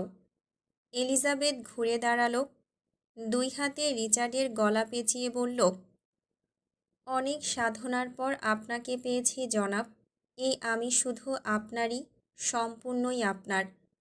আমার সর্বস্ব উৎসর্গ করেছি আপনাকে। খুব কাছে টানুন, কাছে আসুন, ভালোবাসুন, থেকে যান আমার ভেতরে, শুধু আমার হয়ে। রিচার্ড দুই হাতে কোমর চেপে ধরল এলিজাবেথের, নাকের ডগায় নাক ছুঁয়ে বলে, ইতিহাসের পাতায় আজ এক নতুন পাতা লেখা হলো। এই পৃথিবীর বুকে এলিজাবেথ ঠাঁই পেয়েছে রিচার্ডের বুকে। জয় হয়েছে ভিলেনের ভালোবাসা, পূর্ণতা পেয়েছে এলিচার্ডের ভালোবাসা। তাকদিরে লেখা ছিল এই, আর আমি সেই তাকদির সজ্ঞানে কবুল করলাম। আজ আমি খুশি, গভীরভাবে নিঃশেষে খুশি। অতপর তৎক্ষণাৎ রিচার্ড এলিজাবেথের হাঁটু চাপটে ধরে ওকে তুলে নিল বুকে। হাসি মুখে এক পাক ঘুরিয়ে নেয়, যেন বিশ্বজয়ের আনন্দে মাতোয়ারা রাজপুত্র। চারপাশ ঝিম ধরে দাঁড়িয়ে থাকে। শুধু তাদের ধ্বনি বেজে ওঠে হৃদয়ের গহীনে। আত্মার অন্তঃস্থল থেকে ধীরে ধীরে উঠে আসে এক গানের উপমা। যন্ত্রে বাঁধা মন ছিল ক্লান্ত অসহায়, অর্থে কেনা সুখ ম্রিয়মাণ দুঃখের ছায়ায়। দীর্ঘ পথ চলা একাকী নির্বাক মনোজালে, ছিলাম হারানো পথহীন নিঃসঙ্গ কুয়াশায়। আর নয় সময় উদ্দেশ্যহীন মিছিলে, তুমি সেই পূর্ণতা আমার অনুভবে। আর নয় আধার, তুমি স্বপ্নে ডেকে নিলে মন ভরে, অন্তহীন রঙিন এক উৎসবে। নিঃশ্বাসে হুইস্কির তীব্র গন্ধ, চোখের দৃষ্টি রিচার্ডের দিকে ছোড়া তীরের মতো। লুকাস রুষ্ট কণ্ঠে বলল, দেখেছ, মুহূর্তেই চোখ মুখের রং কীভাবে বদলে গেল। কিছুক্ষণ আগেও তো আমার মৃত্যুর খবর শুনে শোকে কাতর হচ্ছিল। নাটক, সবই নাটক। এই যে এখন বিয়ে করেছে, বিয়েটা হলেই বউ নিয়ে রুমে ঢুকে দরজা বন্ধ করবে। তখন কি আর এই চিরকুমার লুকাসের কথা মনে থাকবে? কি মনে করেছে আমি কিছুই জানি না? সব জানি। নিজেদের জন্য আলাদা প্রাইভেট জেট ঠিক করে রেখেছিল। ভেতরে সাজানো গোছানো এক একটা স্বর্গ। কী কী এনেছে, কী কী করেছে, ছি ছি, এত কিছু বলাও যায় না। তবে একটা কথা বলি, আমার বোনের জন্য আজকের রাতটা খুবই ভয়ঙ্কর হতে চলেছে। বসকে ভয় না পেলে এই বিয়ে আমি কখনোই হতে দিতাম না। কিছুক্ষণ চুপ করে রইল সে। বিষণ্ণতায় অভিমানে রাগে টলমল করছিল চোখ। হুইস্কির গ্লাসে চুমুক দিতে দিতে ন্যাসো হেসে বলল, ছি লোকা, তুমি ওদের ব্যক্তিগত জীবন নিয়ে এতটা যাচ্ছ কেন? লুকাস হঠাৎই গর্জে উঠল, আমার বিয়ে ভেঙে গিয়েছে, আমি আর কারো ব্যক্তিগত জীবন নিয়ে ভাবব না। খাটটাই ভেঙে পড়ুক, এখন ওটাই কাম্য। লুকাসকে ব্ল্যাক কোবরার বিষ প্রয়োগ করা হয়েছিল। বিষক্রিয়ার এক পর্যায়ে তার শ্বাস প্রশ্বাস ও রক্ত সঞ্চালন সম্পূর্ণ থমকে যায়। এলিজাবেথ তখন ন্যাসোর কাছ থেকে খবর পেয়ে দৌড়ে গিয়ে দেখে লুকাসের দেহ নিস্তেজ হলেও সামান্য শ্বাস চলছে। চিকিৎসা না হলেও দেহের অতিমানবিক সহ্যশক্তির কারণে এই যাত্রায় লুকাস প্রাণে বেঁচে যায়। অন্যদিকে এই সংবাদ পাওয়ার সঙ্গে সঙ্গেই সুইটি অজ্ঞান হয়ে পড়ে। বর্তমানে সে হাসপাতালে ভর্তি। তার পরিবারের পক্ষ থেকে জানানো হয়েছে সুইটি সুস্থ হলে বিয়েটা আবারও হবে। আপাতত তারা যেন না যায়। নাটকীয় ভঙ্গিতে ঠোঁট কামড়ে হেসে উঠল ন্যাসো। লোকা।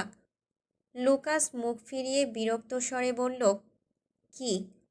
আজ কিন্তু বসের বিয়ে, তো বাসর হবে। সব বিয়েতেই হয়, কিন্তু সবার তো বউ নেই।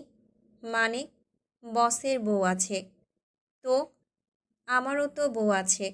আর তোমার? লুকাস গ্লাস নামিয়ে চিবিয়ে চিবিয়ে বলল, আজ বউ নেই বলে এমন করছো, তাই না? দাঁড়াও, বিয়েটা একবার করে নিই। বিয়েতে পিছিয়ে থাকলেও বংশবিস্তারে কয়েক ধাপ এগিয়ে থাকবো। আর যদি না পারি দুটো মূল্যবান জিনিস অনাথ আশ্রমে দান করে দেব। দুটো মূল্যবান জিনিস? যে জিনিস আমাকে বংশবিস্তারে সাহায্যই করতে পারবে না সেটা রেখে কি হবে? তোমারটাও বোধহয় কাজের না। কাজের হলে এতদিনে একটা সুখবর আসতো। বাদ দাও ন্যাসো, শরীরের ওজন বাড়িয়ে লাভ নেই। বাড়তি জিনিস ভালো কোনো আশ্রমে দিয়ে দাও। ন্যাসো থমকে গেল, মুখ শুকিয়ে এলো। ধীরে বলল, আসলেই তুমি একটা অসভ্য। এজন্যই বারবার তোমার বিয়ে হয়েও হয় না। লুকাস হেসে উঠে দাঁড়ালো। শোনো ন্যাসো, বিয়ে নিয়ে একদম কোনো কথা বলবে না। এটাকে আমি পার্সোনাল বলি, পার্সোনাল। ওকে, চলো এনজয় করি।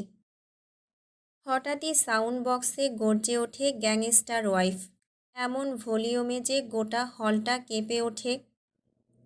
চমকে তাকায় এলিজাবেথ। ঠিক সেই মুহূর্তে আলোর ঝলকে স্টেজে উঠে আসে ন্যাসোয়াল লুকাস, হাতে ধরা টাকার মেশিন। একটা তালে একটানা বিটে মাথার উপর মেশিন তুলতেই শুরু হয় টাকার ঝড়। গার্ডরা ছুঁড়ে দেয় একের পর এক বান্ডিল। চারপাশ থেকে লোকজনও যেন পাগল হয়ে গেল। স্টেজে বাতাসে এলিজাবেথ আর রিচার্ডের গায়ে পড়ছে টাকার বৃষ্টি। দুজনেই স্তব্ধ, বিস্মিত। পরক্ষণেই হেসে একে অপরকে জড়িয়ে ধরে। লুকাস আর ন্যাসো নাচতে নাচতে উড়াতে থাকে টাকা, পাগলামি, মাদকতা আর বিজয়ের মিশেলে। দুইতলা থেকে নামতে থাকে আরও গ্যাংস্টার, আরও মাফিয়া। কারো হাতে ঝোলানো সোনার চেইন, কারো চোখে রেব্যান। সবাই একসঙ্গে ছুঁড়ে দেয় টাকা। হল জুড়ে ছড়িয়ে ছিটিয়ে থাকা নোট যেন শ্যাম্পেনের মতো উদযাপনের অংশ। এটাই গ্যাংস্টারের বিয়ে। আর এভাবেই হয় টাকার বৃষ্টি। এভাবেই নেমে আসে রাজত্বের কুণ্ডলি ধরে টাকার বজ্রপাত। নিশ্চল আনন্দের উৎসবের মাঝেও দাঁড়িয়ে আছে এক বিষণ্ণ মানব। চোখে তার ছলছলে জল, মুখে পড়া এক অনুচ্চারিত যন্ত্রণার মাস্ক। কোকড়া চুলের ছায়ামূর্তি, সে দূর থেকে স্থির দৃষ্টিতে দেখছে সব কিছু। আশেপাশে আলো, উল্লাস শত, তবুও তার ভেতরে জমে থাকা এক নিঃশব্দ আর্তনাদ। হঠাৎ তার ঠোঁট কাঁপে, নিঃশব্দে ফেটে পড়ে চোখের কোণে জমে থাকা অশ্রুবিন্দু দুটি। সে কাপা গলায় বিড়বিড় করে, পাওয়ার সুখ যতই গভীর হোক, হারানোর বেদনা তার চেয়েও অনেক বেশি নির্মম। চড়ুইয়ের কিচিরমিচিরে ভোরে নীরবতা ভেঙে যায়। তারা নিজ উদ্যোগে জানান দেয় সূর্যি মামা জাগার সময় হয়ে এসেছে।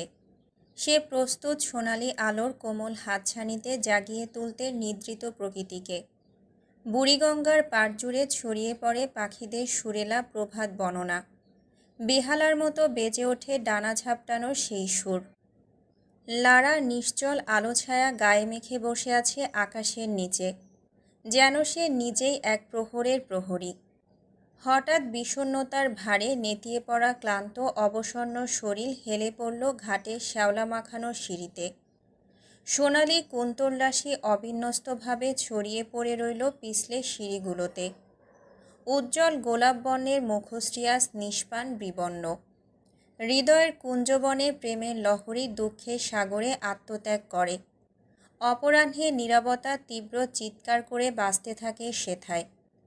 লারা শক্ত করে চেপে ধরল বুকের সেই জায়গাটা, যেখানে ধুকে ধুকে শব্দ ধ্বনিত হচ্ছে মাত্রাধিক। পাখির সুমধুর ক্যাচক্যাচ শব্দের সাদৃশ্য, তা যেন সুকরুণ বেহালার সুর। ঘোলাটে হয়ে আসে চক্ষুদয়।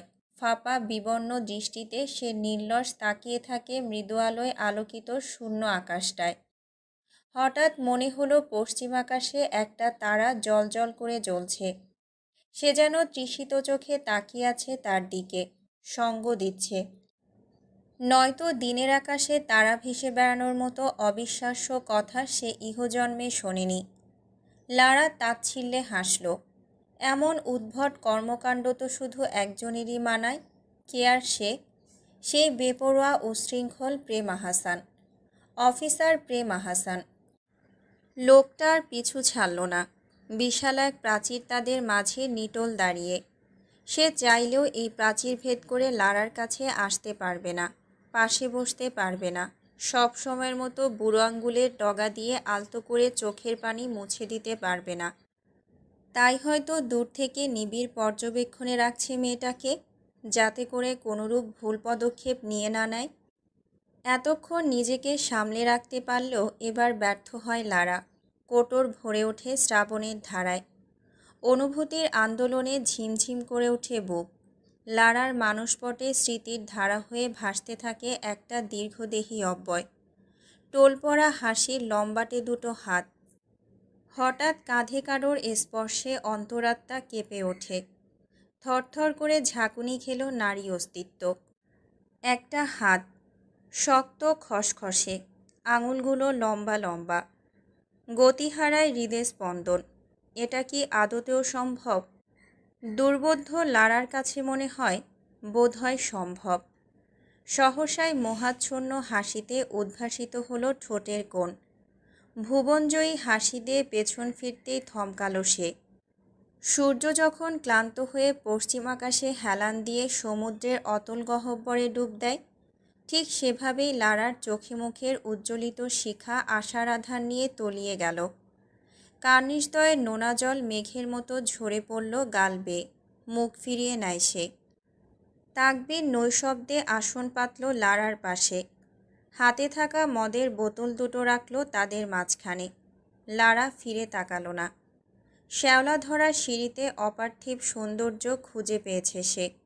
বিরস মুখে তা দেখে যাচ্ছে অদ্ভুতভাবে। প্রলম্বিত শ্বাস ফেলল তাকবীর। মাথার কালো ক্যাপটা খুলে ছুঁড়ে মারল বুড়িগঙ্গার টলটলে পানিতে। মুহূর্তেই তা তলিয়ে গেল নদী গর্ভে। ঠিক যেভাবে দুটি ভগ্ন হৃদয়ের সমস্ত আশা ভরসা শিরা হতে হৃদয়ে বয়ে আসা ভালোবাসা, মন ভর্তি প্রেমফুল পাষণ্ড বুকে সৃষ্টি মায়ার উদ্বেগ, পূর্ণতার তীব্র আকাঙ্ক্ষা সমস্তটা তলিয়ে গিয়ে ঠাঁই পেয়েছে ব্যর্থতায়, শূন্যতায়।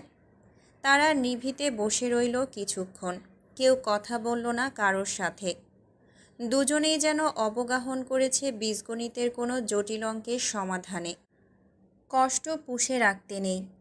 কষ্টের সময় কাঁদতে হয়, নিজেকে ভেঙে চুরে দিয়ে কাঁদতে হয়। তাহলেই কষ্ট ঝেড়ে ফেলা যায়। ভারাক্রান্ত মন নিয়ে জীবন পার করতে নেই। রুহের অভিশাপ লাগে। ভালো থাকার সবচেয়ে বড় টনিক হলো কাঁদন। শ্রাবণের ধারার মতো কাঁদন। যে কাঁদতে জানে তার কোনো কষ্ট থাকে না। লারা মেঘদৃষ্টিতে তাকালো তাকবীরের দিকে।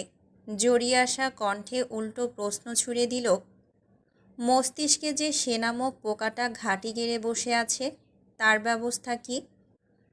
তাকবীর পেছনের উঁচু সিঁড়িতে হাতের ভর দিয়ে শরীর খানিকটা এলিয়ে দিয়ে আয়েশ করে বসল। নিক্ষিপ্ত কণ্ঠের জবাব এলো তার কাছ থেকে। শূন্য মস্তিষ্কে আবেগের আশ্রয় নিয়ে এমন অনেক পোকা ঘাঁটি গেড়ে বসে। তাই তো প্রকৃতির শূন্যস্থান পছন্দ করে না। শূন্যস্থান পূর্ণ করতে বলছেন? তাকবীর চিবুক ফেরালো লারার দিকে। ঠোঁট বাঁকিয়ে হেসে উপর নিচ মাথা নাড়িয়ে বলল, এক্স্যাক্টলি। লারা ফের আকাশপানে চেয়ে দীর্ঘশ্বাস ছেড়ে বলল, আর না, শূন্যস্থান শূন্যই থাকুক, তবুও ভুল মানুষ দ্বারা পূর্ণতা না পাক। তাকবীর নিশ্চুপ কিছুক্ষণ তাকিয়ে থাকে লারার দিকে। সূর্য এখনও সেরকমভাবে পূর্ণরূপে ফেরেনি। চারিপাশটা আলো ছায়া আলো ছায়া। সে কি তবে ভুল ছিল? তাকবীরের মুখ নিঃসৃত শব্দগুলো অতি সাধারণ হলেও লারার কাছে জটিল অঙ্কের মতো লাগল। তার বুক চিরে করুণ দীর্ঘশ্বাস বেরুল। অপ্রসন্ন প্রহরের বাস্তবতা মেনে নিয়ে লারা প্রসন্ন মনে বলে উঠল, ভুল ছিল আমার ভালোবাসা। লারার চোখ দুটো ছলছল করে। বড্ড উদাস ব্যথাতুর দেখালো তার পেলব মুখ। তাকবীর বিরস মুখে তাকালো লারার দিকে। কিছু বলতে যাবে তার আগেই লারা মেঘস্বরে বলে উঠল, এই অমোঘ ভালোবাসার নিগুড় বন্ধন আর প্রগাঢ় অনুভূতির মধ্যবিন্দুতে আমি নিঃশেষ হয়ে যাচ্ছি। আছড়ে পড়া হাহাকার যেন ছড়িয়ে পড়ল নিমিষেই। তাদের ঘিরে ধরল ভয়াল নিস্তব্ধতা। তাকবীরের মুখটা পাথরের মতো শক্ত ও চোখে মুখে অনুভূতির ছোঁয়া না থাকলেও লারার কথাগুলো খুব গভীরভাবে অনুভব করল সে। তার হৃৎকমলে নীরবে বহন করা যন্ত্রণা বেদনার কণ্টকময় পথ ধরে শ্রাবণধারার মতো বেরিয়ে আসার বায়না ধরল। শীতল আত্মব্যথা ও অভ্যন্তরীণ তোলপাড় নিয়ে তাকবীর তৎক্ষণাৎ উঠে দাঁড়াল নিজেকে আড়াল করতে। অকস্মাৎ লারা তাকবীরকে জাপটে ধরল। তাকবীর তাল সামলাতে না পেরে 2 কদম পিছিয়ে গেলেও পরমুহূর্তে সামলে নিল নিজেকে। কালো মেঘে ঢাকা আকাশ হতে ভাঙনের যে শব্দটা আসে সেই শব্দগুলো বেরুতে থাকে লারার অন্তরের অন্তঃস্থল হতে। রিচার্ড আমাকে ভালোবাসিনি আমাকে। তার হৃদয়ে এক বিন্দু আঁচড় কাটেনি আমার ভালোবাসা। অথচ তার প্রেমে দগ্ধ হয়ে পড়েছি আমি অজস্রবার। আমাকে কেন ভালোবাসল না রিচার্ড? প্রেম আমাকে কেন ছেড়ে চলে গেল? কি ভুল ছিল আমার? সবাই আমাকে ছেড়ে চলে যায় কেন? থেমে নিঃশ্বাস টেনে আবারও বলতে থাকে, আমি তাকে হাজার চেয়েও পেলাম না, অথচ অন্য নারীকে সে জোর করে নিজের করে নিল। সেই নারীর জন্য নিজ সত্তায় পরিবর্তন এনেছে সে, অথচ আমি তাকে ঠিক সেভাবেই চেয়েছিলাম যেভাবে চাইলে আর কোনো অভিযোগ থাকে না। তাকবীর অপ্রতিভ মুহূর্তে পড়ল। লারাকে ছোটাতে চাইল নিজের বাহু হতে। হোক মেয়েটা ক্ষতবিক্ষত ভাঙা, তবুও তার সংস্পর্শে অস্বস্তি লাগে তাকবীরের। তবে লারা সরে যায় না, জোকের মতো কামড় দিয়ে ধরে রাখে তাকবীরকে। দীর্ঘদিন ধরে বয়ে আসা অন্তর্নিহিত কান্না আজ পাঁজর ভেঙে বেরোয়। প্রকৃতির মতো প্রফুল্ল প্রাণ আজ বিভীষিকা। চোখের তারা ফ্যাকাশে, যেন আলো নেতিয়ে গিয়েছে ভেতরের। অসহায়ের মতো গোঙানির শব্দে আওড়াতে থাকে। ফ্রেন্ডসরা বলে, লারা মুভ অন কর। তাদের আমি কিভাবে বলি, যেই মানুষটার সাথে আমি গোটা একটা জীবন পার করার স্বপ্ন দেখেছিলাম তাকে কিভাবে ভোলা যায়? যার সাথে আমি সংসার করতে চেয়েছিলাম, সারাটা জীবন কাটাতে চেয়েছিলাম, সেই মানুষটাকে আমি কিভাবে ভুলে যাই, যার প্রতিটা তীক্ষ্ণ কথার আঁচড়ে আমার রুহু পর্যন্ত কেঁদেছিল। এমন মানুষকে তো ভোলা যায় না, যাকে 2 চোখ ভরে দেখেও ছুঁতে পারিনি আমি। সে তো ভুলবার নয়, যাকে আমি সব কিছুর ঊর্ধ্বে গিয়ে ভালোবেসেছি। লারার ক্রন্দনরত প্রতিটা কথায় মুচড়ে যাওয়া এক অনুভূতি তাকবীরের বুকের মাঝখান দিয়ে বয়ে গেল। সে স্তব্ধ হয়ে দাঁড়িয়ে থাকল। কণ্ঠরোধ। লারা অঝরে কেঁদে যাচ্ছে। কান্নার তোড়ে শরীর কাঁপছে থরথর করে। গুমড়ে ওঠা যন্ত্রণায় সে আরও বলতে থাকে, আমি কখনো মায়ের ভালোবাসা পাইনি, বাবার ভালোবাসা পাইনি। সৃষ্টিকর্তা আমাকে প্রিয় পুরুষের একটু ভালোবাসা দিত, তার কি খুব ক্ষতি হয়ে যেত? লোকটাকে আমি মাথার তাজ করে রাখতাম, সারা জীবন খোদার আনুগত্য থাকতাম। তাকে পেয়ে গেলে খোদা ছাড়ার কারোর জন্য চোখের পানি ফেলতাম না আমি। কিন্তু সৃষ্টিকর্তা এটা কেন করল? এই না পাওয়ার ব্যথা আমাকে সারা জীবন বহন করে যেতে হবে, কারণ আমি মরতে পারবো না আমি নিজেকে শেষ করতে। মৃত্যুর মুহূর্তেও যে আমার চোখের তৃষ্ণার্ত দৃষ্টি তারই সন্ধান করবে। আমি চাই না সেই মুহূর্তটা আসুক আমার জীবনে। আমি ঘৃণা করতে চাই তাকে, মুছে দিতে চাই আমার জীবন থেকে। মেয়েটার এহেন আহাজারিতে তাকবীরের পাষণ্ড বুকে মায়ার উদ্রেক হয়। সুনিপুণ বিস্ময় ফুটিয়ে তোলে সে লারার দিকে তাকিয়ে। এই মেয়েটাকে নিয়ে ধারণা ছিল অন্য রকম। আর সকলের মতো সেও ভেবেছিল মেয়েটা খুব অহংকারী, কঠোর আর সূর্যরশ্মির মতো তীব্র তেজ। আজ সকল ভাবনার উপর পানি ঢালল লারা। এতক্ষণ যাবৎ নিজের অনুভূতিকে সামনে রাখতে পারলেও তার নিয়ন্ত্রণে ফাটল ধরালো এই মেয়ের আকাশছোঁয়া কান্না। তাকবীর ফোঁস করে নিঃশ্বাস ছেড়ে নিস্পৃহ কণ্ঠে বলল, বিষণ্ণ মনে কাউকে সান্ত্বনা দিতে নেই, তাহলে অপরপক্ষ বিপথে পরিচালিত হওয়ার সম্ভাবনা থাকে। কিছুক্ষণ থেমে আবার বলল, শুধু বলবো মানুষের মন, মানুষের সব থেকে বড় শত্রু। একে প্রশ্রয় দিতে নেই। বাচ্চাদের মতো ধ্বংসের আবদার করতেই থাকে। লারার শরীর টলতে থাকে। তাকবীর লারাকে ছাড়িয়ে সোজা করে দাঁড় করায়। অতঃপর ওর দুই কাঁধে হাত রেখে গম্ভীর গলায় বলল, মেয়েদের ভালোবাসায় আবেগ বেশি, আর পুরুষদের ভালোবাসায় গভীরতা।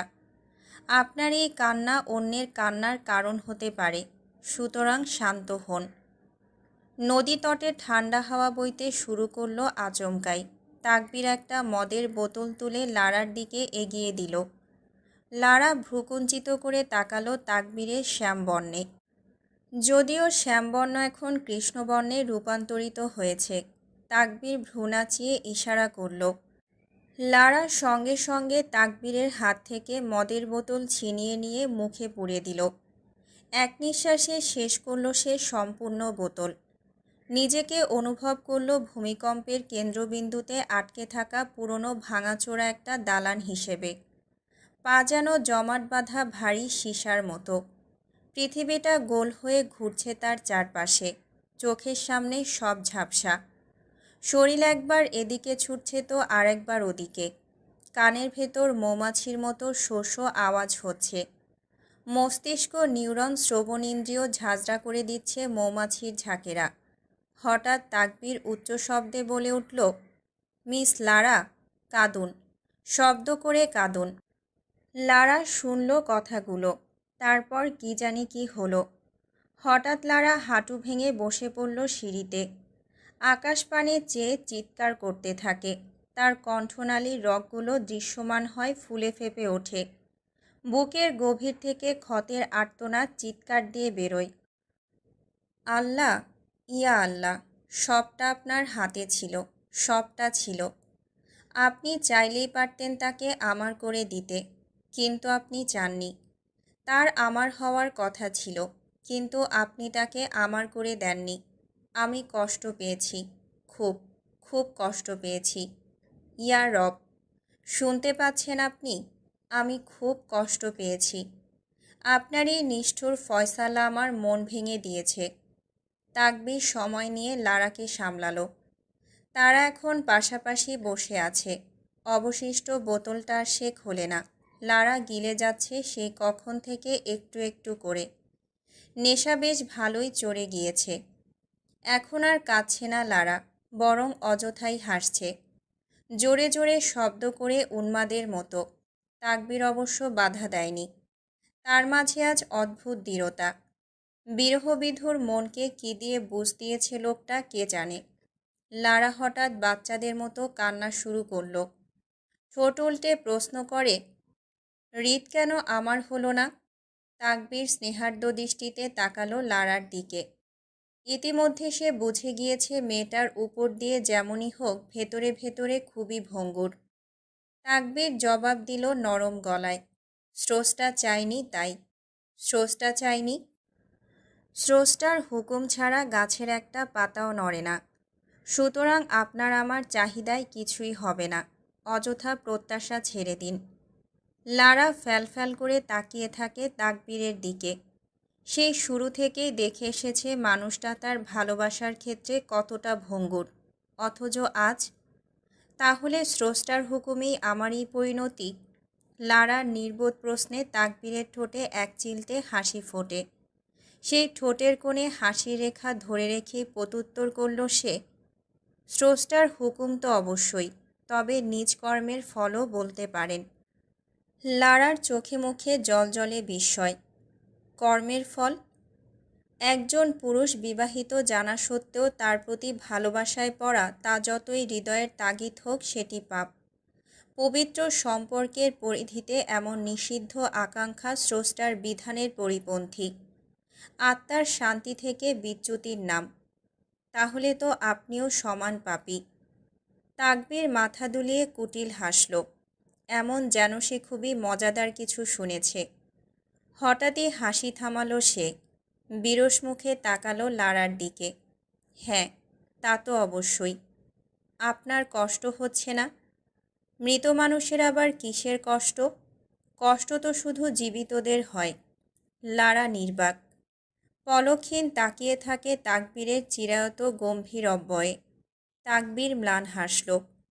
হেসে নিজে থেকেই বলতে শুরু করল, জগতের সবচেয়ে সুন্দর ও নির্মম আফসোস কি জানেন? নিজেকে নিজ হাতে নিঃশেষ হয়ে যেতে দেখা। আপনি জানেন আপনার ভেতরটা শূন্য। জানেন জীবনে আর কোনো লক্ষ্য নেই, কোনো ছুটে চলার রং নেই। যেটা আপনি প্রাণপণে চেয়েছিলেন সেটা না পাওয়ার যন্ত্রণা আপনাকে নিঃশেষ করে দিয়েছে। আপনি জানেন নিজেকে আর বিশ্বাস হয় না। এখন আপনি শুধু বেঁচে আছেন, শুধু নিঃশ্বাস নিচ্ছেন। আর ভেতরে সেই প্রাণবন্ত হাসি খুশি মানুষটা সে তো বহু আগেই হারিয়ে গেছে। চুপি চুপি নিঃশব্দে চিরতরে। আমি তাকবীর দেওয়ান আর নেই। আমি বাস্তবতার করুণ বেড়াজালে আটকে পড়া একটা মৃতদেহ। দিনের প্রহরের মতো গুনছি সেই দিনটার, যেদিন সকলে আমার লাশের সামনে বড় আফসোসের সুরে বলবে, পাগলাটা অবশেষে মুক্তি পেল। আপনার উচিত সুইসাইড করা। সঙ্গে সঙ্গে তাকবীরের মুখাব্বয়ে আধার নামে। চোখে ফুটে ওঠে অজানা ভয়। সে তড়িঘড়ি করে মাথা নেড়ে বলল, আত্মহত্যা করলে যে পরপারে তার সাথে দেখা হওয়ার কোনো সম্ভাবনা আর থাকলো না। লারার মাথা ভারী ভারী লাগছে। সে শুয়ে পড়ল সিঁড়ির উপর। নিভে আসা কণ্ঠে জিজ্ঞেস করল, এত কষ্ট নিয়ে বাঁচা যায়? শরীরে কাঁটা বিঁধলে পরবর্তীতে তাতে লবণ মরিচ পড়লে যেমন জ্বালা ধরে কিন্তু মরণ হয় না, ঠিক তেমনই কিছু মানুষ আমাকে এমনভাবে আঘাত করেছে যে আমি যন্ত্রণায় ছটফট করছি, তবুও মরতে পারছি না। শুধু টিকে আছি প্রতিটা নিঃশ্বাসে যন্ত্রণা বয়ে নিয়ে। তাকবীর গভীর নিঃশ্বাস নিল। থেমে কথা শেষে আরও সংযোজন করল, জীবনের প্রতিটা মুহূর্ত যেন এক একটা যুদ্ধ। কখনো সময়ের সঙ্গে, কখনো কাছের মানুষের সঙ্গে, কখনো বা নিজের ভেতরের টানাপোড়েনের সাথে। আজ এমন এক মোড়ে এসে দাঁড়িয়েছি যেখানে পাশে কেউ নেই। নিঃসঙ্গতা ঘিরে ধরেছে চারদিক, তবুও কোনো আফসোস নেই জীবনের প্রতি। বরং এখন দেখতে চাই আমার ধৈর্যের সীমা কতদূর, কতটা আমি সহ্য করতে পারি, কতটা মানিয়ে নিতে পারি এই কঠিন পৃথিবীর সাথে। মানুষের দুঃখ বুঝতে একজন মানুষ লাগে। আমার সেই মানুষটাও নেই। আর কেমনে বুঝাই আমি কতটা অসহায়। এই পৃথিবীতে সবথেকে বেশি ঘৃণা কাকে করেন? আমার নিয়তিকে, তারপর আমাকে, তারপর। তাকবীর তপ্ত শ্বাস ফেলল, চোখ মেলে দিল। সে চায় না লোকটার অব্যয় তার চোখের সামনে ভেসে উঠুক।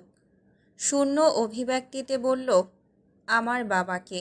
ও, সে তো আমার বাবাই ছিল না। নেশাগ্রস্ত লারা একের পর এক প্রশ্ন করেই যাচ্ছে রেলগাড়ির মতো। পাশে বসা মানবটার ভ্রু কুঁচকে তাকিয়ে ফের প্রশ্ন ছুড়ল, আর কাউকে ঘৃণা করেন না? এবারের উত্তর তাকবীর আকাশের দিকে তাকিয়ে বলল, করি। কাকে? আমার মাকে। শোচনীয় বিস্ময়ে লারা তড়াক করে উঠে বসে। নেত্রে চকচকে কৌতূহল লেপ্টে আছে। রকেট গতিতে বলে উঠল, মাকে? তাকবীর উপর নিচ মাথা নাড়িয়ে হ্যাঁ বলল। লারা হতচকিত হয়ে ছটফটিয়ে উঠল। কেন? তাকবীর বিরস মুখে জবাব দেয়, তার উচিত হয়নি আমাকে পেলে পুষে বড় করা। তখনই নুন খাইয়ে মেরে ফেলত। তাহলে এই দুনিয়া না হোক ওই দুনিয়ায় সুন্দর একটা জীবন পেতাম আমি। লারার মনে সূক্ষ্ম ব্যথা হয় তাকবীরের জন্য। লোকটার আচরণ শুরু থেকেই তার কাছে বড্ড অদ্ভুত ঠেকেছে। সে ভেবেই রেখেছিল আজকের পর হয়তো তাকবীর দেওয়ার নামক কারোর অস্তিত্ব থাকবে না এই ভুবনে। তা না হলেও অন্তত কাঁদবে মানুষটা, এইটুকু আশা রেখেছিল সে। তবে তাকে অবাক করে দিয়ে তাকবীর তেমন কিছুই করছে না। উল্টো তাকে সামলাচ্ছে, সান্ত্বনার বাণী আওড়াচ্ছে। এক অদৃশ্য দৃঢ়তা ভর করেছে লোকটার মাঝে। প্রতিটা কথায় অসীম পরিপক্কতা, চিবুকে জেগে থাকা এক নির্মল দৃঢ়তা। অভিব্যক্তি পাথরের ন্যায় শক্ত, কণ্ঠস্বর ইস্পাতের মতো ধারালো। আর ঠোঁটে আজও সব সময়ের মতো সেই অমলিন অমায়িক হাসি। লারা তাচ্ছিল্যে হেসে বড় আফসোসের সুরে বলল, আপনার তো তবুও ভাই আছে, আমার তো কেউই রইল না। আমার ড্যাড বর্তমানে কোথায় সেটাও আমি জানি না। তাকবীর প্রশ্নের পিঠে প্রশ্ন ছুড়ল তৎক্ষণাৎ। আমার ভাই? লারা চেয়ে থাকে তাকবীরের দিকে, তবে কিছুই বলতে পারে না। তাকবীর চমৎকার হাসল। অনড়ভাবে মাথা নাড়াতে নাড়াতে বলল, তা অবশ্য ঠিক। আমার ভাই, আমার রক্ত এখনো আছে। হয়তো এই রক্তের টানের জন্যই আমি এখনো বেঁচে আছি। বেচারা চাইলেও আমাকে মারতে পারছে না। মাঝে মাঝে মনে হয় আমার থেকে দুঃখীও। তাই তো নিঃশব্দে সরে এলাম। খুশি থাকুক ওরা। সুখী হোক আমার ভাই আর আমার শখের নারী। হঠাৎ আবারও প্রেমবেদনায় বুঁদ হয়ে ওঠে লারা। নেশার ঘুরে হাত পা ছুঁড়ে কাঁদতে থাকে সে। এবার আর বুঝে উঠতে পারে না তাকবীর কিভাবে সামলাবে এই মেয়েকে। লারা বাচ্চাদের মতো ঠোঁট উল্টে কাঁদতে কাঁদতে বলে, কিভাবে আমি সহ্য করব? তাকবীর ঠান্ডা মাথায় লারাকে হ্যান্ডেল করার চেষ্টা করল। নিজের সহ্য শক্তি কতটা তা বোঝার জন্য কষ্ট পাওয়াটা দরকার। আর সবচেয়ে মূল্যবান কথা হলো, ওজনের বেশি কোনো কষ্টই খোদা কাউকে দেয় না। যে যতটা সহ্য করতে পারে তাকে ততটাই দেওয়া হয়। লারা তবুও ফ্যার করে কাঁদে। তাকবীরের কথার পৃষ্ঠে সৃষ্ট হয় তার নতুন প্রশ্ন, আপনি এখনও বেঁচে আছেন কেন? এই পৃথিবীতে আপনার আপন বলতে তো আর কেউ রইল না। তাকবীর লারার কাছ থেকে সরে এসে সোজা হয়ে বসল। আর চোখে লারার দিকে তাকিয়ে বলল, সত্যি বলবো? হাসবেন না তো? লারার বিলম্বহীন জবাব, হাসব না। তাকবীর চোখ বুজল। সঙ্গে সঙ্গেই তার মানসপটে ভেসে উঠল লাল চুলের এক রুশকন্যা। ঠোঁটের কোণে মোহাচ্ছন্ন হাসি ফুটে উঠল। চোখ বুজে প্রেমের সাগরে ভেসে সে নিঃসংকোচে বলে উঠল, আমার এলোকেশির জন্য। লারা এবার কোনো ঘুরপাক না খেয়ে সোজাসাপটা বলল, তার আসার সম্ভাবনা যে একেবারেই ক্ষীণ। তবে তাকবীরের কণ্ঠে ছিল আত্মবিশ্বাসের দৃঢ়তা। সে নিশ্চিন্ত কণ্ঠে বলল, আমার বিশ্বাস সে আসবেই। আমাদের মাঝখানে যে এখনও অনেক হিসেব নিকেশ বাকি রয়ে গেছে। হিসেব নিকেশ? লারা ভ্রুকুচকে জিজ্ঞেস করল, সেসব বাদ দিন। যখন বলেছি সত্য বলবো তখন সত্যই বলছি। আমি বেঁচে আছি কেবল এটা দেখার জন্য কে আগে আসে। সে না মালাকুল মৌত। লারা শব্দ করে হেসে উঠল। তাকবীর একবারও ফিরে তাকালো না। সে অপলক চেয়ে রইল সূর্য কিভাবে ধীরে ধীরে মাথা তুলছে। সূর্যাস্তের ক্ষীণ আলোয় দাঁড়িয়ে অস্পষ্ট স্বরে নিজের মতো করে বলে উঠল, ধ্বংসের শেষ প্রান্তে দাঁড়িয়েও আমি আমার ধ্বংসকারীকেই ভালোবাসি। তাকবীর একটা ভাড়া গাড়িতে লারাকে হোটেলে পাঠিয়ে দিল।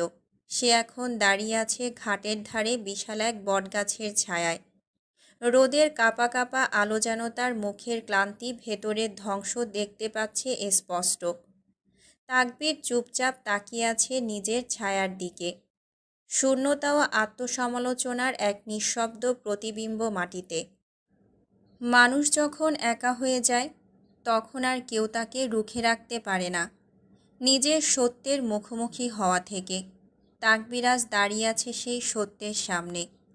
যদিও সে একটু প্রস্তুত ছিল না। এই প্রস্তুতির কোনো প্রার্থনা সে কখনোই করেনি। তার চোখ থেকে টপ টপ করে ঝরে পড়ছে নিঃশব্দ অশ্রু। হঠাৎ তার ভেতরে জমে থাকা সমস্ত নীরব যন্ত্রণা ছিঁড়ে বেরিয়ে এলো। সে আকাশের দিকে তাকিয়ে অভিমান ভরা কণ্ঠে চিৎকার করে উঠল, সেই রং প্রিয় কেন করলে খোদা, যে রং গায়ে মাখে না? ভেঙে পড়ল তাকবীর। মাটিতে মুখ গুজে হাউমাউ করে চিৎকার করে কাঁদে লোকটা। ঠিক যেমন করে কাঁদে কেউ প্রিয়জনকে হারিয়ে। তার বাবার মৃত্যুর দিনেও চোখের জল ফেলেনি এই পুরুষ। শেষবার এভাবে ভেঙে পড়েছিল মায়ের বিদায়ে। আজ আবারও সেভাবে কাঁদছে তার শখের নারীকে হারিয়ে। তাকবীরের আচরণে পাগলের ছাপ। ক্ষতবিক্ষত হৃদয়ে রক্তাক্ত হিংস্রতা যেন ফুটে উঠল তার দৃষ্টিতে। দুই হাত মুষ্টিবদ্ধ করে একের পর এক আঘাত করতে থাকে নিজের মাথায়। ভোরের স্তব্ধ মাটিতে টপ টপ করে ঝরে পড়ে তার চোখের জল। হিংস্র আর্তনাদের মতো চিৎকার করে যায় শুধু। চোখের পানির সাথে পাল্লা ধরে চিৎকার করে যাচ্ছে, বহুদিন ধরে জমে থাকা যন্ত্রণাগুলো একে একে দল বেঁধে বেরিয়ে আসে বুক ফুঁড়ে। তাকবীরের কণ্ঠ ফেটে যায়, গলা রুদ্ধ হয়ে আসে, তবুও সে থামে না। তার কান্নার চিৎকারে কাছে বসে থাকা পাখিরা উড়ে যায় ঘাট থেকে ভীত হয়ে। ঠিক তখনই হঠাৎ দমকা হাওয়া। মনে হয় এই ভোরে বৃষ্টি নামবে। বাতাসের তীব্রতায় সমস্ত কিছু উড়ে যাচ্ছে। নদীতে উঠেছে জলোচ্ছ্বাস। ঝড়ার ঢেউয়ের মাঝে মাটিতে লুটিয়ে পড়া এক ব্যর্থ প্রেমিক নিজেকে আঘাত করে চলেছে বারবার। বুক চিরে বের করে দিচ্ছে জমে থাকা অভিমান। মাটিতে মাথা গুজে শরীরের সমস্ত শক্তি দিয়ে ঘুষি মারতে থাকে তাকবীর। তার বুকের ভেতরটা ফেটে যাচ্ছে। মৃত্যু যন্ত্রণায় ছটফট করছে সে। আজ চোখের জল যেন ফুরোয় না। কণ্ঠস্বর ভেঙে যায়, তবু কাঁদে নির্লজ্জ লোকটা। চিৎকার করে কাঁদে, শুধুই কাঁদে। সমাজের চোখে পুরুষের এই কান্না লজ্জার। কিন্তু তাকবীরের আজ কোনো লজ্জা নেই। তাকবীর বারবার চিৎকার করে বলতে থাকে, কত রাত জেগে থাকলাম তোমার পাহারায়। বোকা আমি, শুধু বাইরে দিয়েই পাহারা দিয়ে গেলাম, অথচ ভেতরে ভেতরে আমার এলোকেশি মত্ত হয়েছিল তো অন্যতে। তখনই দূর থেকে বাতাসের মধ্য হতে ভেসে আসে মেয়েলি কণ্ঠস্বর। কেউ খুব উদ্গ্রীব হয়ে ডাকল, মিনিস্টার সাহেব। সোনালি দুতিয়া শ্লেষে মুছে দিয়েছে আকাশের ঘন কালো মেঘ। আকাশ ভেঙে পড়া বৃষ্টির নিষ্পত্তি ঘটেছে অনেক আগেই। বর্ষার শীতল আদরে ধুয়ে মুছে গেছে শহরের ধূসর ছাপ। আকাশে এখন মেঘের উপস্থিতি তেমন একটা নেই। রোদের উত্তপ্ত তাপে বোঝাও মুশকিল। কিছুক্ষণ আগেও শৈত্যপ্রবাহে লণ্ডভণ্ড হচ্ছিল প্রকৃতির প্রফুল্লতা। তবে এখন চারদিক শান্ত, সৌম্য, নীরব, পরিতৃপ্ত। কাকভেজা অবস্থায় ম্যানশনে ফিরল এই নবদম্পতি। বিয়ের সকল আনুষ্ঠানিকতা শেষে তারা বেরিয়েছিল এক লং ড্রাইভে। মেঘমেদুর দিনে ভিজে শহরের প্রতিটা কোণা ঘুরে তারা শুরু করল নতুন জীবনের প্রথম অধ্যায়। ম্যানশনের দোরগোড়ায় পৌঁছে একে অপরের চোখে এক ফালি হাসি। তারপর আর কোনো দেরি নয়। দুজনে একসঙ্গে ঢুকে পড়ল বাথরুমে লম্বা হট শাওয়ারের জন্য। এলিজাবেথের নরম শরীরে ঢিলে সাদা বাথরোব। হাঁটুতে মুখ গুজে বসে সে ডুবেছিল নিজের ভাবনার অতল গহ্বরে। এমন সময় টাওয়াল দিয়ে চুল মুছতে মুছতে বাথরুম থেকে বেরিয়ে এলো রিচার্ড। হঠাৎ থমকে দাঁড়ায় সে। চোখ আটকে যায় এক অদ্ভুত মোহে। তার প্রিয় নারীর ভেজা লাল কেশের ফাঁকে ফাঁকে জলকণাগুলো টুপটুপ করে ঝরে পড়ছে। সেই দৃশ্য দেখে রিচার্ডের ভেতরে বয়ে যায় এক প্রশান্তির কোমল স্রোত। এই তো সেই সকাল যার জন্য অপেক্ষা ছিল দীর্ঘ। এমন প্রতিটা সকালে সে চেয়েছিল এলিজাবেথকে পাশে পেতে। এই মেয়েটির প্রেমেই তো মত্ত হয়েছিল সে। এমনভাবে হারিয়ে গিয়েছিল যে ভুলে গিয়েছিল নিজের কঠিন আত্মপ্রতিমা। এই যে লালিত্যে ভরা ওষ্ঠ, ললিত কপল, ডাগর ডাগর চোখ, গোলাপ বর্ণের পেলব চেহারা, সূর্যের তেজস্ক্রিয় রশ্মির ন্যায় চোখ ধাঁধানো কুন্তল রাশি, সবটা জুড়েই শুধু মায়া আর মায়া। এ যেন মায়াময় ইন্দ্রজাল। মোহাচ্ছন্ন হাসিতে উদ্ভাসিত হলো রিচার্ডের ঠোঁটের কোণ। শুকনো ঢোক গিলল সে। এই মুহূর্তে নিজেকে অনুভব করল খুবই দুর্বল। দ্রবীভূত হতে শুরু করেছে তার ইস্পাতের ন্যায় ধারালো সংযম। দুর্নিবার এক আকর্ষণে নৈশব্দে পা ফেলে এগিয়ে যায় রিচার্ড। পেছন থেকে রুশরমণীর মসৃণ কোমরের মোহনীয় বাঁক দুই হাতে জড়িয়ে ধরে উন্মুক্ত পৃষ্ঠদেশের ঠোঁট ছোঁয়াতেই শিউরে ওঠে সে। প্রেমিকের স্পর্শে কাঁপতে থাকে প্রিয়ার দেহপল্লব। প্রিয়র প্রেম নিবেদনপত্র অশিষ্ট প্রত্যাখ্যান জানিয়ে নড়ে চড়ে বসল নিষ্ঠুর প্রিয়া। রিচার্ডের কপলে ভাঁজ পড়ে, কুঞ্চিত হয় ভ্রু। সে সন্দিহান চোখে এলিজাবেথের মুখাব্যয় নিরীক্ষণ করে ডগডগ পায়ে বেরিয়ে গেল। এলিজাবেথ থমথমে মুখে বসে আছে, ভেতরে ভেতরে শঙ্কিত। রিচার্ড রাগ করল কিনা তা ভেবে। অস্বস্তিতে গুম হয়ে যায় মন। সে তো তেমনটা মিন করেনি। হঠাৎ স্পর্শে চমকে উঠেছিল, তাছাড়া তেমন জটিল কিছুই না। ভাবনার মধ্যেই ফিরে এলো রিচার্ড, হাতে হট ওয়াটার ব্যাগ।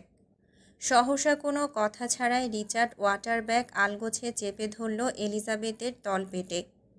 বিস্ময়ে বাকশক্তির রহিত এলিজাবেথ বিমূর্ত মূর্তির মতো বসে থাকে সে। সচকিত চোখে দেখছে রিচার্ডের নিপুণ হাতের কাণ্ড। এলিজাবেথ ততোধিক বিস্ময় নিয়ে বলল, কি করছেন? রিচার্ড মাথা তুলে চোখে চোখ রাখল। চোখে মুখে সেই চিরচেনা গাম্ভীর্য। গম্ভীর গলায় প্রশ্নের পরিবর্তে প্রশ্ন ছুড়ে, প্যাড নিয়েছ? চমকে ওঠে এলিজাবেথ। বিস্ময়ে তার ঠোঁট খানিকটা ফাঁকা হয়ে যায়। রিচার্ড ততক্ষণে আবার নিজের কাজে মনোযোগ দিয়েছে।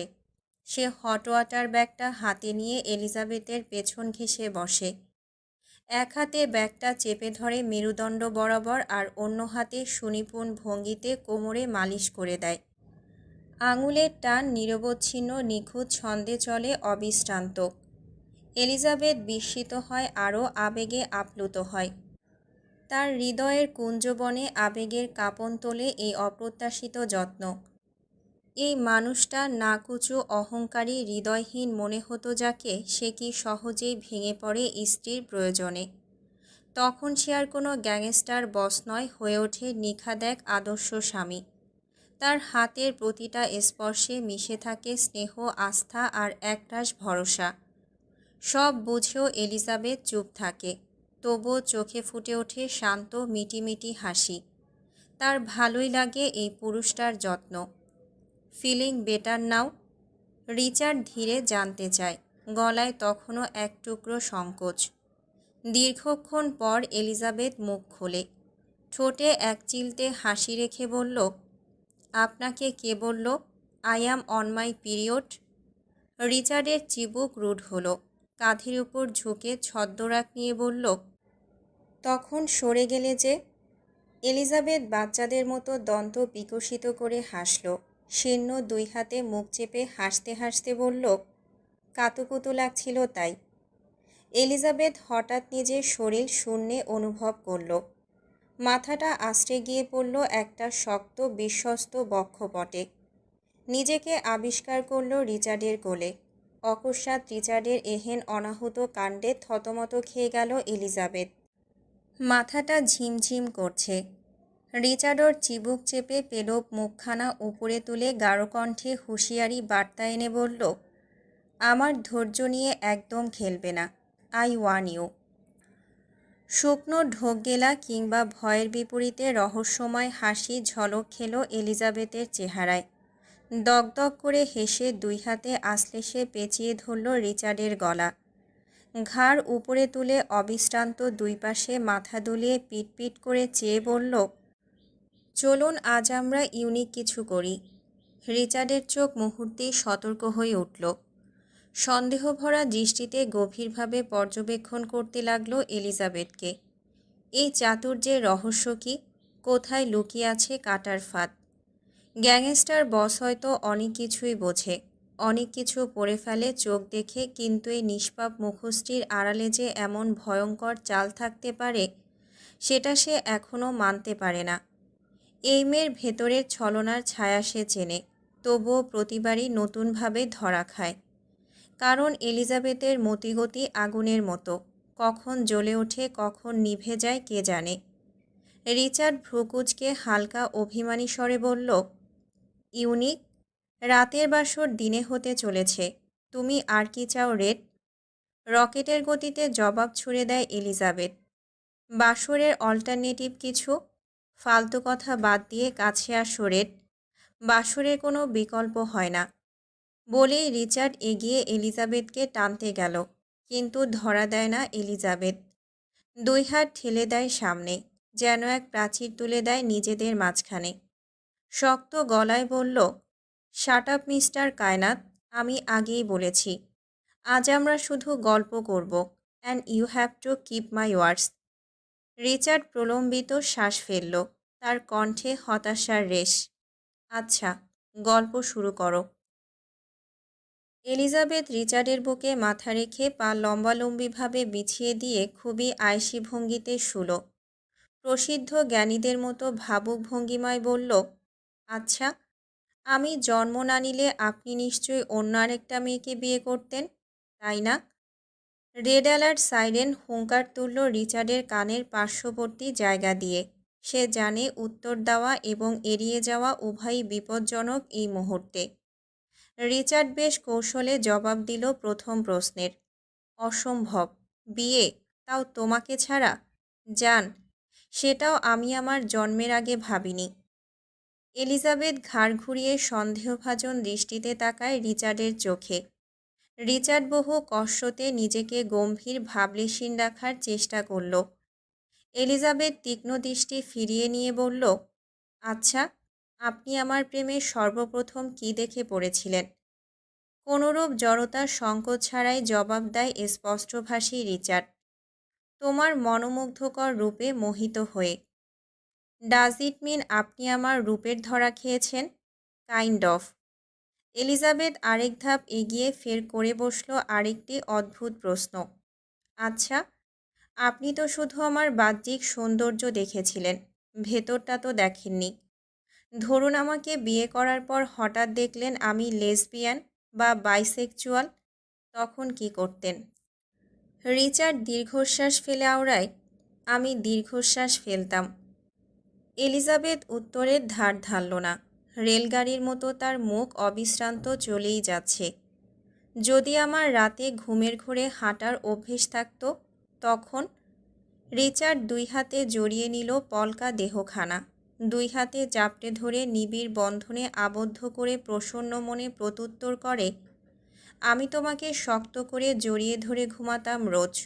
যদি আমার শ্বাসকষ্টের সমস্যা থাকতো, তখন? রিচার্ড চুমু খেল এলিজাবেথের চুলে, কণ্ঠে অবিন্যস্ত কোমলতা।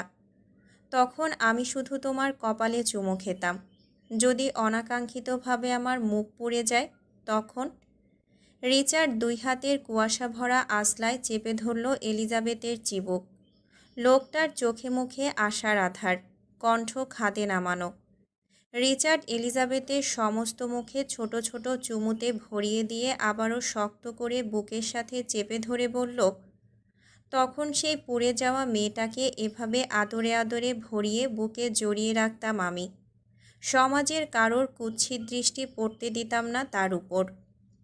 এলিজাবেথের বুক ধাঁধিয়ে গেল শীতলতায়। অন্তরে বইল গনগনে উষ্ণ হাওয়া।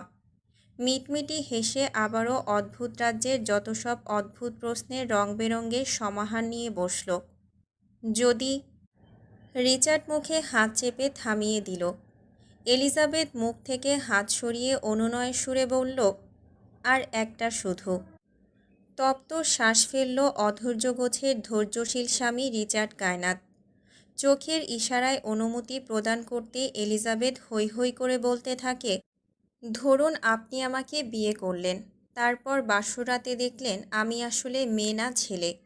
সার্জারি করে ছেলে থেকে মেয়ে হয়েছি, তখন কি করবেন? মুহূর্তে রিচার্ডের ফ্যাকাশে হওয়া মুখ রক্তশূন্য দেখালো। ভাব দেখে অনুধাবন করা যাচ্ছে সে এই মুহূর্তে এক্ষুনি পালাতে যাচ্ছে। এই পৃথিবীর মোহমায়া এই মেয়ের অসভ্য কথাবার্তা সব ফেলে পালাতে পারলে বেঁচে যায় সে। তবে সেই উপায় নেই। অতঃপর কিংকর্তব্য বিমূঢ় হয়ে ঠায় বসে রইল রিচার্ড। এলিজাবেথ উরুতে চিমটি কাটতেই সম্বিত ফেরে। নিস্তরঙ্গ মেজাজে বিস্ময়াবিষ্ট গলায় বলে, তাহলে আবারও সার্জারি করিয়ে ঘরের ছেলেকে ঘরে ফিরিয়ে দিতাম। রিচার্ডের জবাবে কোনো ভাবাবেগ প্রকাশ দেখা গেল না এলিজাবেথের মুখে। হঠাৎই তার উজ্জ্বল চোখ ধাঁধানো মুখশ্রী ঢেকে গেল ঘুটঘুটে এক বিষণ্ণতায়। এলিজাবেথের এই আকস্মিক রূপান্তরে থমকে গেল রিচার্ড। সদ্য মন খারাপের রাজ্যে পা রাখা মেয়েটিকে আদরে সোজা করে বসিয়ে উদ্গ্রীব গলায় জিজ্ঞেস করল, কি ব্যাপার, মুখটা হঠাৎ এমন অন্ধকার হয়ে গেল কেন? এলিজাবেথ চোখ সরিয়ে বিরস মুখে বলল, আমি তো আপনার পার্মানেন্ট বউ, তাই না? রিচার্ডের কপালে চিন্তার রেখা জেগে উঠল। তাও দৃঢ় গলায় বলল, you are my wife forever. মানে আমাকে সারা জীবন? হোয়াট? হঠাৎ অকারণেই চোখ দুটো ছলছল করে উঠল। কাঁদো কাঁদো মুখে এলিজাবেথ বলল, মানে আমাকে সারা জীবন আপনার আন্ডারওয়্যার ধুতে হবে? রিচার্ড হতবম্ব। এমন প্রশ্নে মাথাটা দুইবার দোল খেল। বিস্ময়ে হেঁচকি ওঠে। এলিজাবেথ ভীষণ উত্তেজিত হয়ে জিজ্ঞেস করল, ও মা, হঠাৎ হেঁচকি উঠল কেন আপনার? থেমে কোনো ভূমিকা না দিয়ে এলিজাবেথ রিচার্ডের মাথার তালুতে হাতের তালু দিয়ে আলতো চাপড়াতে লাগলো, আর সঙ্গে সঙ্গে বলতে লাগলো, হেঁচকি হেঁচকি মঙ্গলবার, হেঁচকি দেয় দিঘির পার। এরূপ ছন্দে আশ্চর্যভাবে সত্যি সত্যি হেঁচকি থেমে গেল রিচার্ডের। রিচার্ড মুখ কোঁচকাল, চোখ মুখ কুঁচকে বলল, হোয়াট দ্য হেল, এসব কি অড টাইপের কথা বলছো? এলিজাবেথ গম্ভীর মুখে বলল, বুঝবেন না আপনি, এটা হেঁচকির থেরাপি। রিচার্ড ঠোঁট কামড়ে হেসে ফেলল। মাথায় যেন একটা দুষ্টু চিন্তার ঢেউ খেলে গেল। ভ্রু নাচিয়ে নাচিয়ে বলল, ওহো, আই গট ইট। তুমি তো মুশকিলে পড়ে গেছো ডিয়ার। এবার তোমার সমস্যার একটা সলিউশন দরকার, রাইট? এলিজাবেথ সন্দেহে চকিতে তাকালো রিচার্ডের দিকে। সোজা হয়ে বসে বলল, সমাধান? ডোন্ট টেল মি দ্যাট আপনি নতুন বউ আনার প্ল্যান করছেন। রিচার্ড চোখ রাঙালো। জাস্ট ফাক অফ বেবি। তাহলে চলো একটা ডিল করি। কেমন ডিল? তুমি আমার আন্ডারওয়্যার ধোবে আর আমি তোমার। বাক্য সম্পূর্ণ করার আগেই এলিজাবেথ ছুটে গিয়ে রিচার্ডের মুখ চেপে ধরে চিৎকার করে উঠল, ছি, কত অশ্লীল আপনি! চুপ থাকুন। রিচার্ড মুখ থেকে হাত সরিয়ে নিয়ে বাঁকা হেসে বলল, আমি কখনোই সুশীল ছিলাম না রেড। কিছুক্ষণ থেমে আবার বলল, বউয়ের সামনে অশ্লীল না হলে কিসের ভিত্তিতে পুরুষ আমি? খিলখিলিয়ে হাসল মেয়েটা। কি জানি কি হলো এলিজাবেথের। বিয়ের পর ভালো একজন স্বামী পেলে মেয়েরা বোধহয় বাচ্চা হয়ে যায়, শিশুর মতো আচরণ করে। এলিজাবেথও তাই। আবারও দুই হাতে রিচার্ডের গলা জড়িয়ে ধরল। বাচ্চাদের মতো অবুঝ আবদারের ঝুড়ি নিয়ে বসল। কাইকুই করে রিনঝিনে গলায় বলল, আমাকে দুনিয়ার সমস্ত ভালোবাসা এনে দিন না রিচার্ড কায়নাত, my dear criminal husband. Richard সুচারু দৃষ্টিতে তাকালো এলিজাবেথের দিকে। অমন প্রশ্ন নাকের পাটা টান টান হয়ে উঠল। কপলে বিরক্তির ভাঁজ ফেলে রাশভারী আওয়াজে বলল, আমার ভালোবাসা কি কম পড়ে গিয়েছে ডার্লিং? দুনিয়ার কথা ভাবছো যে? আমার বাইরে গিয়ে তুমি নিজের কথা ভাববে, সেটাও যে আমি মেনে নিতে পারবো না wifey. So shut up your mouth. Elizabeth মুখ কাচুমাচু করে ঠোঁট বাঁকালো। You are so much jealous mister Kainat. Richard বিগলিত হাসল। দৃশ্যমান হলো বাগালের অনুপম সৌন্দর্য। সন্নিকটের রমণী সুধাভরা নিঃশ্বাসের মোহে বিভোর হয়ে তাকে আরও কাছে টেনে নিল। কানের লতিতে দন্ত বসিয়ে হিসহিসিয়ে বলল, fuck off Red, I am madly obsessed with you. Elizabeth অকারণে আঙুল চালাতে শুরু করলো রিচার্ডের ঢেউ খেলানো বুকে। পাশাপাশি আমোদিত মনে স্বপ্নালু কণ্ঠে বলল, আমাকে ভালোবেসে তাজমহল বানিয়ে দিন না, ঠিক যেভাবে শাহজাহান মমতাজের জন্য তাজমহল বানিয়েছিল।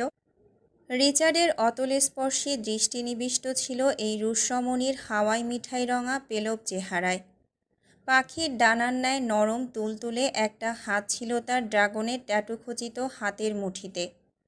তখনও মন্ত্রমুগ্ধের মতো তাকিয়েছিল সে। নিমেষহীন দীর্ঘক্ষণ তাকিয়ে থাকতেই হঠাৎ মোহাচ্ছন্ন হাসিতে উদ্ভাসিত হলো ঠোঁটের কোণ। এলিজাবেথের হাতের পিঠে চুমু খেয়ে অভাবনীয় এক কণ্ঠে বলল, আর? রিচার্ডেরই অভিন্ন স্বর কর্ণগোচর হতেই মনোজগতে প্রফুল্ল মনে বিচরণ করতে থাকা আরক্ত রমণীর টনক নড়ল। তড়াক করে উঠে বসল সে। অবিস্মরণীয় চোখে তাকালো রিচার্ডের দিকে। ঘোর বিস্ময় কুয়াশার মতো ঘিরে ধরেছে তাকে। সচকিত চোখের বিস্ময়ে ঘোর কাটিয়ে পরপর কয়েকবার শুষ্ক ঢোক গিলে গলা ভিজিয়ে বলল, আর মানে, আপনি কি সত্যি সত্যি তাজমহল বানাবেন আমার জন্য? রিচার্ড ভাবলিসীনভাবে শুয়ে পড়ল।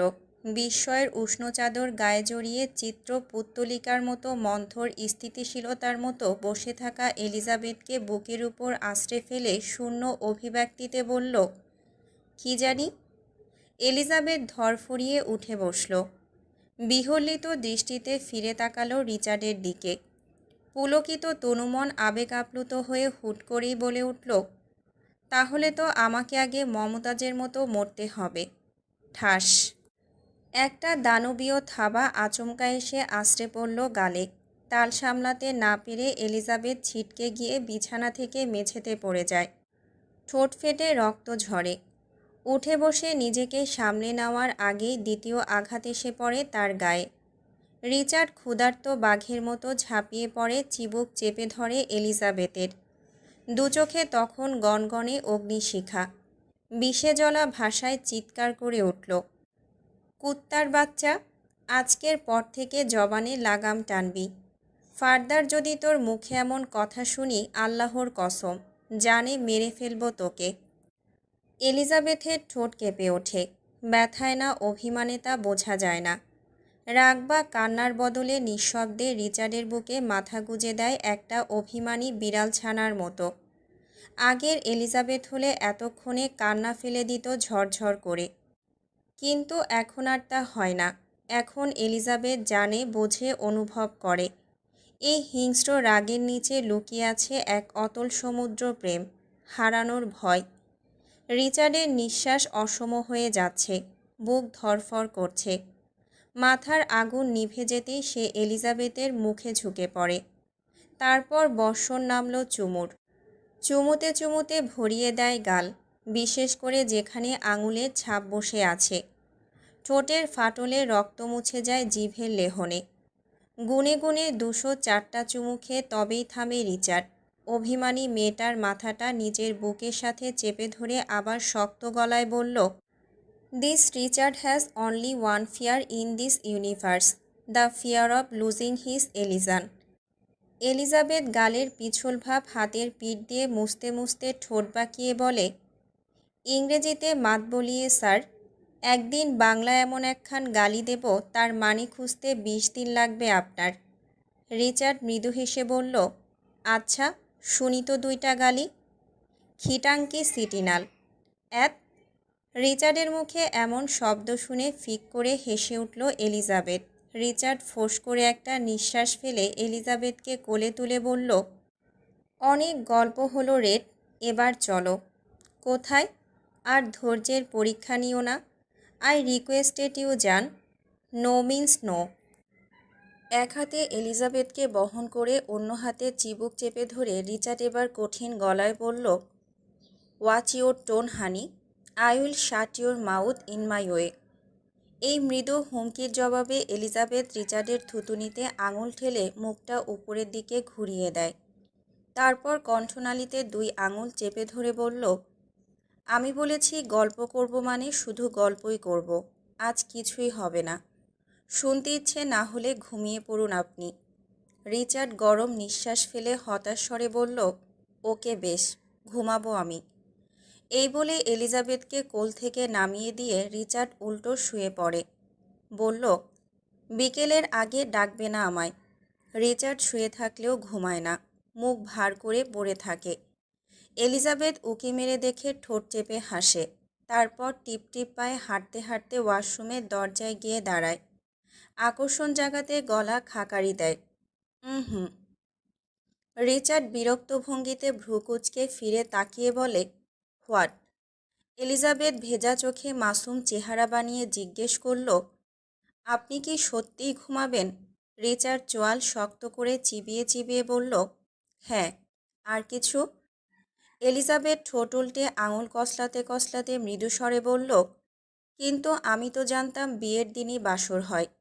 এই প্রথা যুগ যুগ ধরে চলে এসেছে, মানলাম এখন দিন, তাই বলে কি? কথা শেষ করতে পারল না এলিজাবেথ। তার আগেই রিচার্ড ঝড়ের মতো ছুটে এসে তাকে কোলে তুলে নিল আর পরম মুহূর্তে আছড়ে ফেলল বিছানায়। তারপর বিদ্যুতের গতিতে রুমের পর্দা টেনে দিয়ে এসির তাপমাত্রা নামিয়ে ফেলল একেবারে ঠান্ডায় জমিয়ে দেওয়ার মতো।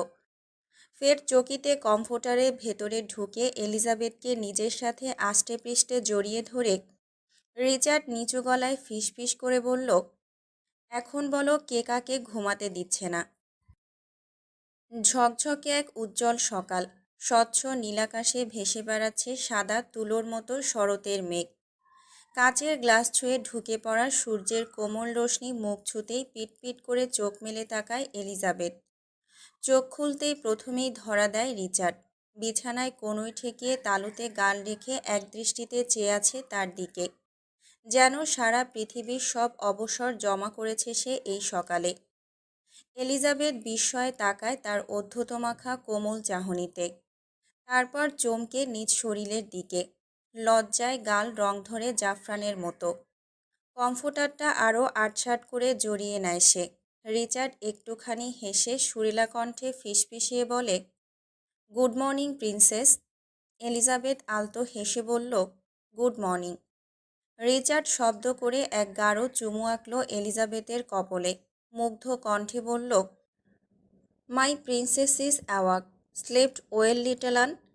এলিজাবেথ রিচার্ডের উষ্ণ নগ্ন বুকে ঘেঁষে গলে পড়া স্বরে বলল, I just need you mister Kainat. Richard থমকে গেল। চমকে উঠল, আবার আনন্দে ঠোঁট বাঁকালো তার নাজুক বইয়ের আমূল পরিবর্তনে। রিচার্ড এলিজাবেথের উপর ঝুঁকে এসে হিসহিসিয়ে বলল, where do you need me Barbie girl? Underneath you, deep inside you. লজ্জায় রক্তিমাভাত ছড়িয়ে পড়ল এলিজাবেথের চিবুকে। রিচার্ড নিঃশব্দে হেসে নিচু গলায় জিজ্ঞেস করল, ফিলিং বেটার নাও? ইঙ্গিতময় প্রশ্নের গভীরতা বুঝে তলপেটে একঝাঁক প্রজাপতির ডানা ঝাপটাল।